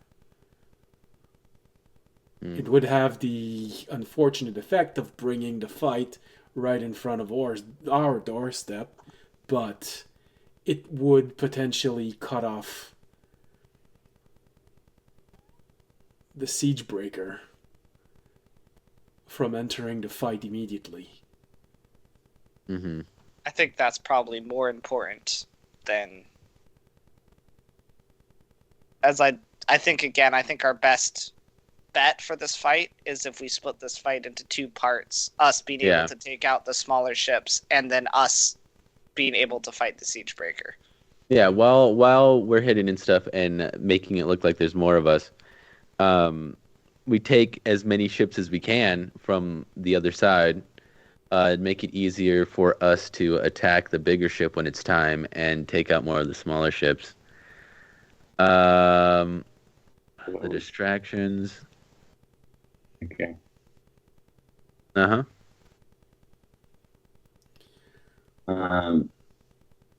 So you think you'd be able to mirror image our ships? Would one of you be able to craft an illusion of a ship big enough?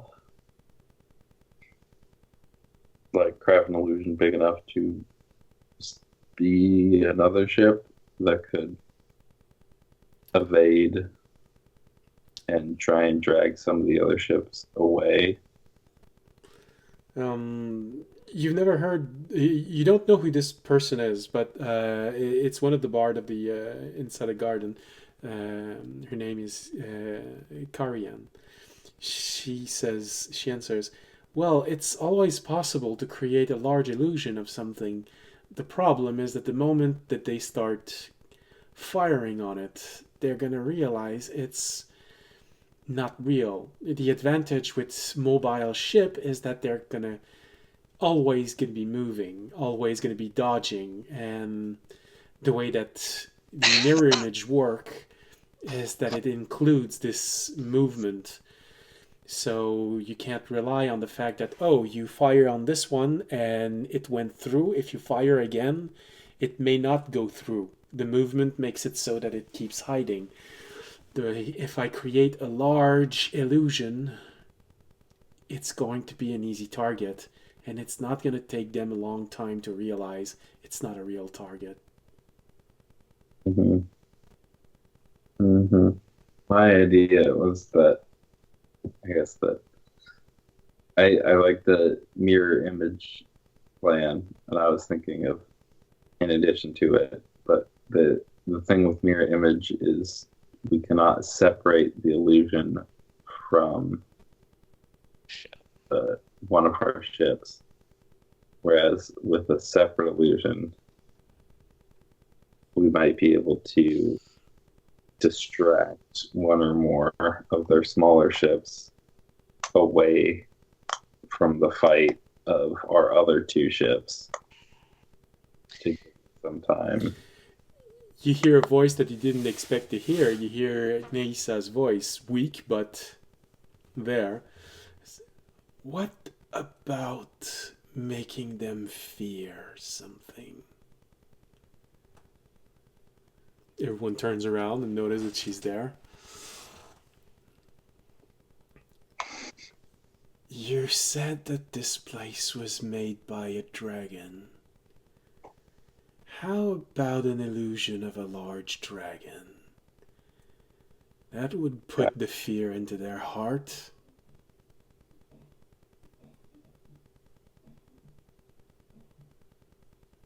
I think we could make that work.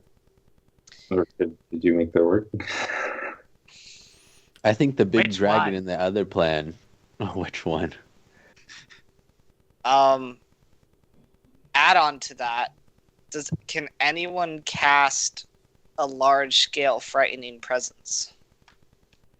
The three bards look at one another. It looks at you. Yeah. You hear Yeah. You hear it surround sound.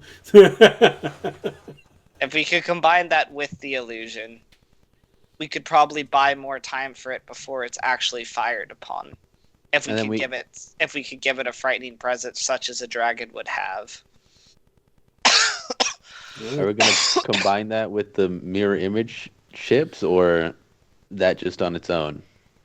No, combine that with the mirror image ships. I think current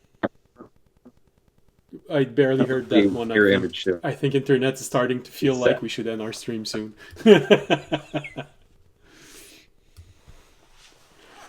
Yeah, everybody's feeling sound robot-y. Yeah, like that. Yeah, you're very robotic. We can barely hear you.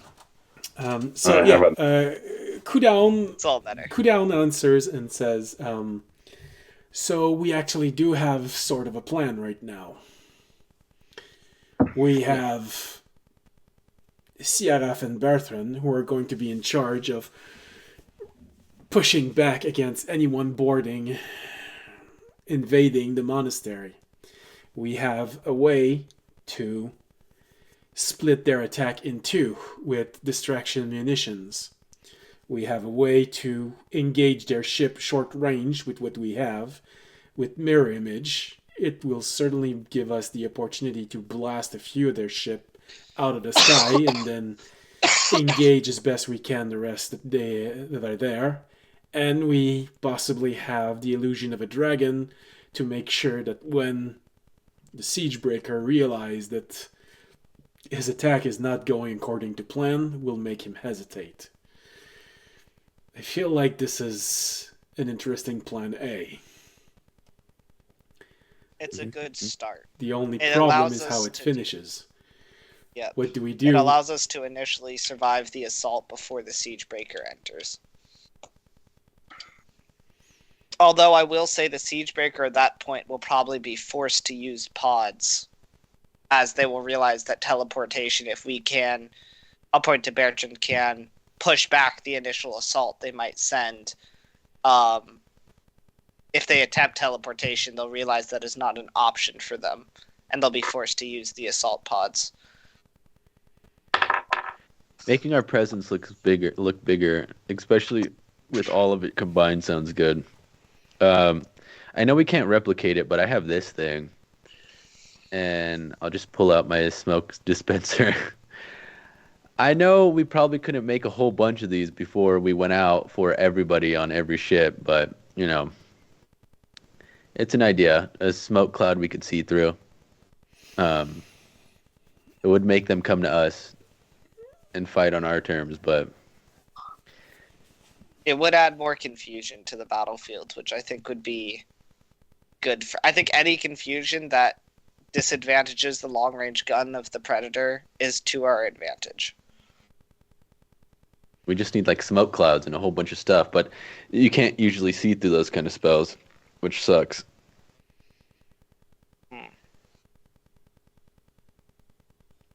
You hear Tsul say, if only we could know which dragon created this monastery. That could change things. Do we not know? No. None of the masters know. Above table, we started touching on the topic. It's We did. but we weren't able to. We have 2 days to figure out. We do. I don't know. Last time I went and prayed in front of it, I had a random vision. I could try that. We could go to my The cave and dragon. check it out. I was I gonna think there say might be last time I information touched there. a cave similar to this that was created by a dragon, I had like a vision of what the copper dragon. I could try and have a vision, but I think we'll figure it out before I it don't happens. I could pray on it. Anyway, I think that was a good start to Plan A. I think I'm not going to go into detail right now, but I think the initial plan for I won't say Plan B, but for the second assault phase of the Predator itself, once we've dealt with the small ships, would to be survive, have a ground, maybe send some of the people back to the monastery to defend against the pods, capture some of the pods for ourselves, and then obviously the focus would be in ways of trying to weaken the Predator's shield low enough that we could actually get a boarding party or something aboard so that we could potentially start doing damage that way, as we'll never be able to fully defeat the Predator in just ship-to-ship combat. Rantaf, the other Sharoon inside of the garden, says, I think you bring up a point, maybe indirectly with this, but what is our goal? To push them back or to beat them? I think our goal is to protect the monastery. So push them back. If we can push them back, I think we'll take that. If they overextend their hand and put themselves in a position that we could potentially destroy the predator, or if not destroy, at least assault it and maybe take out a few of its high members, or potentially free prisoners from it, as it is a prison ship, I think that would be a secondary goal, and obviously a bonus if we can, or potentially even be able to get plans from it of any further missions it might have. But I think at first, I think our initial goal should be to repel it, and protect the monastery and make sure no further prisoners are taken, which then could potentially lead to either them retreating, which I think we'll accept, or him possibly getting frustrated and making a mistake or overplaying his hand, which could give us potentially a line to do further damage to them.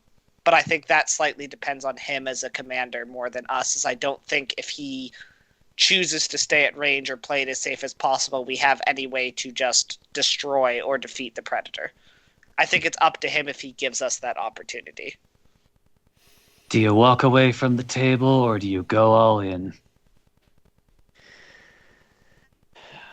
You hear someone say, exactly. Everyone turns toward this person, this monk who's in the corner of a room. There's a random monk. Who the hell is this guy?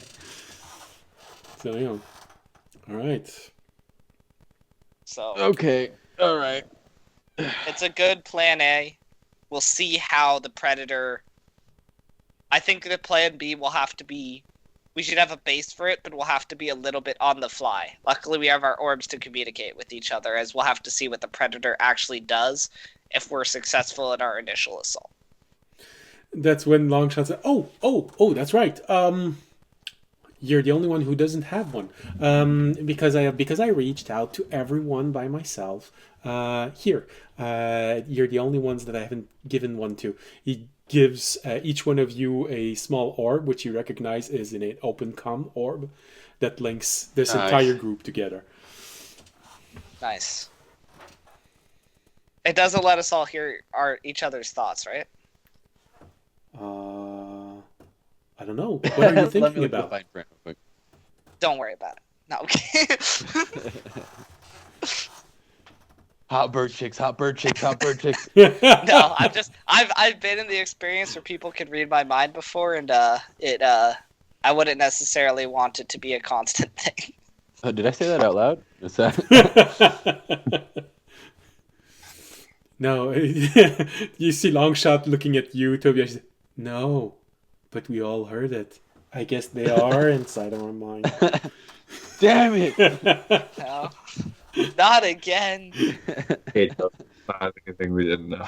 You see Beartran's face just get really worried for a second. Beartran just goes pale in the corner. They're gonna know that's the only one. All right. I'll be right back. I'm gonna use the restroom. So, Nisa, right before this group breaks up and starts preparation, says, if you ever find out which dragon built this place, and she looks at her racial brethren, Lofi Radis, who is a wizard also, an elven wizard, says, we can probably put our powers together and try and do something with that. All right. Well, audience knows what he's doing for the next 2 days. Fisher, for you, because you've started training as a wizard, you know what she's referring to. It's a special characteristic of elves. They can actually pool together their resource. So even though they can be of smaller level. Several elven wizard can put themselves together and cast spells of much higher level than what they should be able to do individually. So whatever she's planning to unite a high level bard with a high level mage regarding a dragon. If you can figure this out. I mean, illusory dragons 8th level. But Shape change 9. There a summon dragon thing? There's. it could be a possibility. I think there is a summon dragon. But it's. I'm trying to. But I think I can. Oh god, the orbs are working. I can read your mind. Maybe she can teleport a real dragon. See? Or at least make it Alright. solid. Gotta wake up at 7. I gotta. Well, I'm gonna I think die. half the group needs to go to sleep. I think Andre is a zombie right now. And I want asleep and a robe. all right, so I gotta work a 12-hour tomorrow. we got a plan. Yeah. Andre has to go play soccer tomorrow at 10. Okay. Do I? Yeah, you do. Okay. Do I really? Alright. So I think this could be enough for today's episode. We've got a plan. Everyone's going to be working on that. Unless there's something very important that happens in the next 2 days. I think this should go probably very fast. So by the end of next episode, we will either start or have already started the assault on the monastery. Alright. Da, da, da. Wish I had a grandiose music to play right now, but Da, da, da, da, da, da, da, da, da. well, I was hoping for something better, but I'll take what I got. Oh, no. Wait, no. Do that. All right. Da, da, da, da, da, da, da, da, da, da, da, da, da, da, da, da, da, da, da, da, Shh, da, I don't want to da, pay da, da, royalties. da, da. Stop. Gary, you're getting over the 8-second mark there.